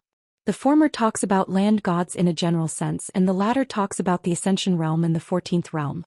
If a monk in the Ascension realm wants to live a long life, he must have a turtle shell. It would be better to have an alternative dojo." The old viewer suddenly said, "I know that sissy kiln worker. If we don't talk about the long-term cause and effect and just talk about his life, why would he choose to commit suicide? Is he really killed by a few words?" The ancient female rainmaster from heaven turned into a man. Su Han, a worker in the fire kiln, suffered so much that he escaped. Qin Pingan was silent for a moment, then nodded and said, "It took me a long time to really understand that Su Han made that choice because of my existence." The old temple master nodded. Being able to recognize this truth clearly and dare to admit it shows that you are somewhat responsible. It is not in vain that I have given you the chance to get close to the road. If you want to be a good person, you must do good deeds. Good things done by good people must have good results. Don't have a clear conscience. This matter will still take time to think about. Su Han was seriously ill in bed, and Qin Pingan, an apprentice kiln worker, prepared medicine to take care of him every day. The two of them got along day and night, and they became a small world of their own. So in Su Han's world there are only good people. When Su Han could get out of bed and walked out of this small world, he returned to the complicated world, people's hearts and behaviors, and the good and bad world. In the past, Su Han could tolerate the people and things he had long been accustomed to, and he began to feel uncomfortable. he suffered, and the suffering he dismissed became real suffering. In a sense, it makes sense to say that Qin Pingan's existence contributed to Su Han's death. At least in Qin Pingan's own mind as well as in the eyes of the old temple master, there is a clear line of cause and effect. The old patron smiled and said, "Don't you think I'm being harsh on you?" Qin Pingan shook his head and said, "I don't think so. Giving hope to others is itself a kind of demandingness. If you are alive with hope and have something to look forward to, you are not really poor." The old spectator hummed, and for the first time he did not hide his admiration. Poor and rich are actually not antonyms. Poverty and rich are. The opposite of poverty is actually, da. The ancient word, chio, refers to the upper point and the lower point. The implication is that a person huddles underground. There is no way out, there is no way out. The old temple master asked, "Do you know why I not only gave you a quarter of the lotus root blessed land, but also gave Lolu Mountain an additional mountain protecting formation with the true shape of the 5 mountains?" Qin Pingan said, "Some words can only be said with the help of the seniors. It is left to the juniors to say it themselves. There is a suspicion that the master is self-righteous and arrogant." The old temple master smiled and said, "You have misunderstood. Your attitude towards the world and your willingness to practice it are indeed more consistent with my path to harmony, but this is not the real reason. Zhou Xian and I have exactly the opposite point of view. He is a pessimistic person. He feels that if someone like you reaches the 15th level as a sword cultivator, it may lead to the worst results. He feels that this world is unbearable. Even if it's just a possibility. I'll bet. You built this gambling table with your own hands so you can be proud of it. How can we see Cui Chan and Cui Dongshan separately, but see Xiago and Bai Jing as the same person? Don't rush to answer, think more about why." On the sacred path on the mountain road not far from the Shanmen archway, Xiao Mili asked curiously, "Jingqing, what are you doing?" "She has been patrolling the mountain and back. Why is she still wandering here? What's so interesting about this Shinto mountain road?" Qin Lingjun really couldn't continue to pretend to be fat, so he sat on the steps and said tentatively, "Right, Protector, are you familiar with that tall old Taoist? To be a good listener of Luapa Mountain, one must be careful in doing things, careful in thinking, and speak in a flawless manner. Eyes and ears can be seen in all directions. All of them are indispensable. The old Immortal is kind and friendly to everyone. It is hard to say whether he is familiar with him or not. But what is her relationship with Jingqing?" Xiaomi Li got straight to the point and asked doubtfully, "Do you have something to discuss with the old Immortal? Can you please let me pass on the message?" Qin Lingjun nodded pitifully, "Just tell him that I know I was wrong and let him have a lot." Xiaomi Li scratched her face. "The problem is that I can't find the old Immortal either." Qin Lingjun said in a low voice, "Shout Bixiao Cave Master's Taoist name a few times, and if you say something from your heart I think the old Taoist master can hear it, so there is no need to look for it." Xiaomi Li put the hiking stick and the golden pole at her feet, looked serious, frowned, closed her eyes and clasped her hands together. Qin Lingjun asked curiously, "Well, how do you do it?" "I was just chatting with the Taoist priest about a few inner thoughts, so there was no need to make it so exaggerated." Xiaomi Li opened his eyes with his hands clasped together and complained, "Jingqing, be sincere, be sincere. Remember the good mountain master said that a sincere heart can connect to the gods, and a single thought will echo in the mountains." Qin Lingjun really remembered half, and asked doubtfully, "Isn't this what Taoist Xianwei said to us last time?" Xiaomi Li, who had just closed his eyes, had no choice but to open his eyes and stare, saying, "Can't it be the good mountain master and the Taoist priest Xianwei who said this?" Qin Lingjun suddenly realized. There was a slight slur in my heart. Damn it, Mr. Xiaomo is such a good friend. This time even relying on his own master showed signs of being unreliable. But before Xiaomi Li could sincerely make a wish, the old Taoist priest and Master Qin appeared on the Shinto together. Although he is not his real body, Qin Pingan, the Taoist champion, still changed his attire. The old temple master looked kindly and rubbed the head of the little girl in black, while Master Qin smiled and pressed the head of the kid in green. Qin Lingjun carefully assessed the situation and discovered that he was determined and immediately took Xiaomi Li away with him. Looking at the Taoist priest with a wooden hairpin reading a book at the door at the foot of the mountain, the old temple master asked, "Why don't you take him up the mountain?" Qin Pingan said, "I can't afford it." The old temple master said, "If he were on the mountain instead of guarding the door, Then within 100 years, inexplicable blessings would come to Lulu Mountain one after another. Everyone who sees it will have a share. There is no such thing as the 14th realm. Qingyang has been found by Huang Ting a long time ago. I am afraid that the Shaoxing will be smoothed by the luck of lotus root blessed land. You don't have to protect Taoist Ding. The ascension that you have realized on your own. Dharma, you can let go and cultivate yourself. Maybe thanks to this, Xiao Mo or Xiego will be able to determine the path to harmony early. In short, the benefits are so many that you can't imagine. Qin Pingon asked curiously, if you are so greedy for the merits of heaven, what will happen 100 years later? At that time he roughly determined the identity of the Taoist Xianwei. In fact, he didn't think much about it. He just worshipped him with respect. Take on a disciple? Can't even think about it. Taking a step back, Qin Pingon still felt that he shouldn't take advantage of him by accepting Xianwei as a genealogy monk of Jisa Peak Ancestral Master Hall. Building meritorious deeds and being determined and diligent is like planting a tree. 100-year-old tree will first have roots and buds and then the trunk. When the branches and leaves are luxuriant, the leaves will then have flowers. The lines are clear and the order is clear. That lotus flower-blessed land is the world of Donghai Taoist Temple. A youth tour with a sword on his back deeply affected Qin Pingon. It is still beneficial to this day and it is estimated that it will still be in the future. The old temple leader said, if you really take a shortcut like this, of course you have to repay the debt. If you did it in a daze and in a daze, it would be okay to arrange a chair for the Xianwei in the Jisa Peak Ancestral Hall. If you did it on purpose, it's hard to say if you're being smart or taking chances.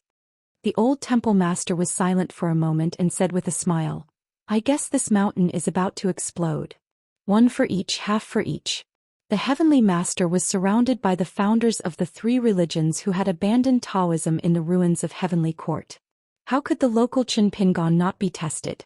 Since everything happens to you, it happens to you. How to deal with yourself is actually simple. Walking along the Yangguan Road, a gentleman works all day long. Qin Pingon said, Senior is going to return to Qingming World now? The old spectator nodded. Qin Pingon said goodbye and left. Just as the old temple master was about to return to the Taoist temple, he saw that the Taoist priest with a wooden hairpin at the foot of the mountain had already stood up and made a proper Taoist gesture again. We had to walk a few more steps and walk down the mountain. The old temple master passed the mountain gate archway and returned the bow to the Taoist priest. Xiego is sitting on the steps watching the excitement, and the girl in the mink hat is mumbling something, feeling ashamed to be carrying a dagger just to see the mountains. That's all we have learned, we can't use it over and over again. Xiego clicked his tongue and was surprised. On the Taoist side, they didn't see how sincerely the Kaizhou Taoist paid respect. He just couldn't beat him. As for why the master of Bixiao Cave is on the side of Taoist Muhan, there is actually an inside story. Xiaoma said it himself.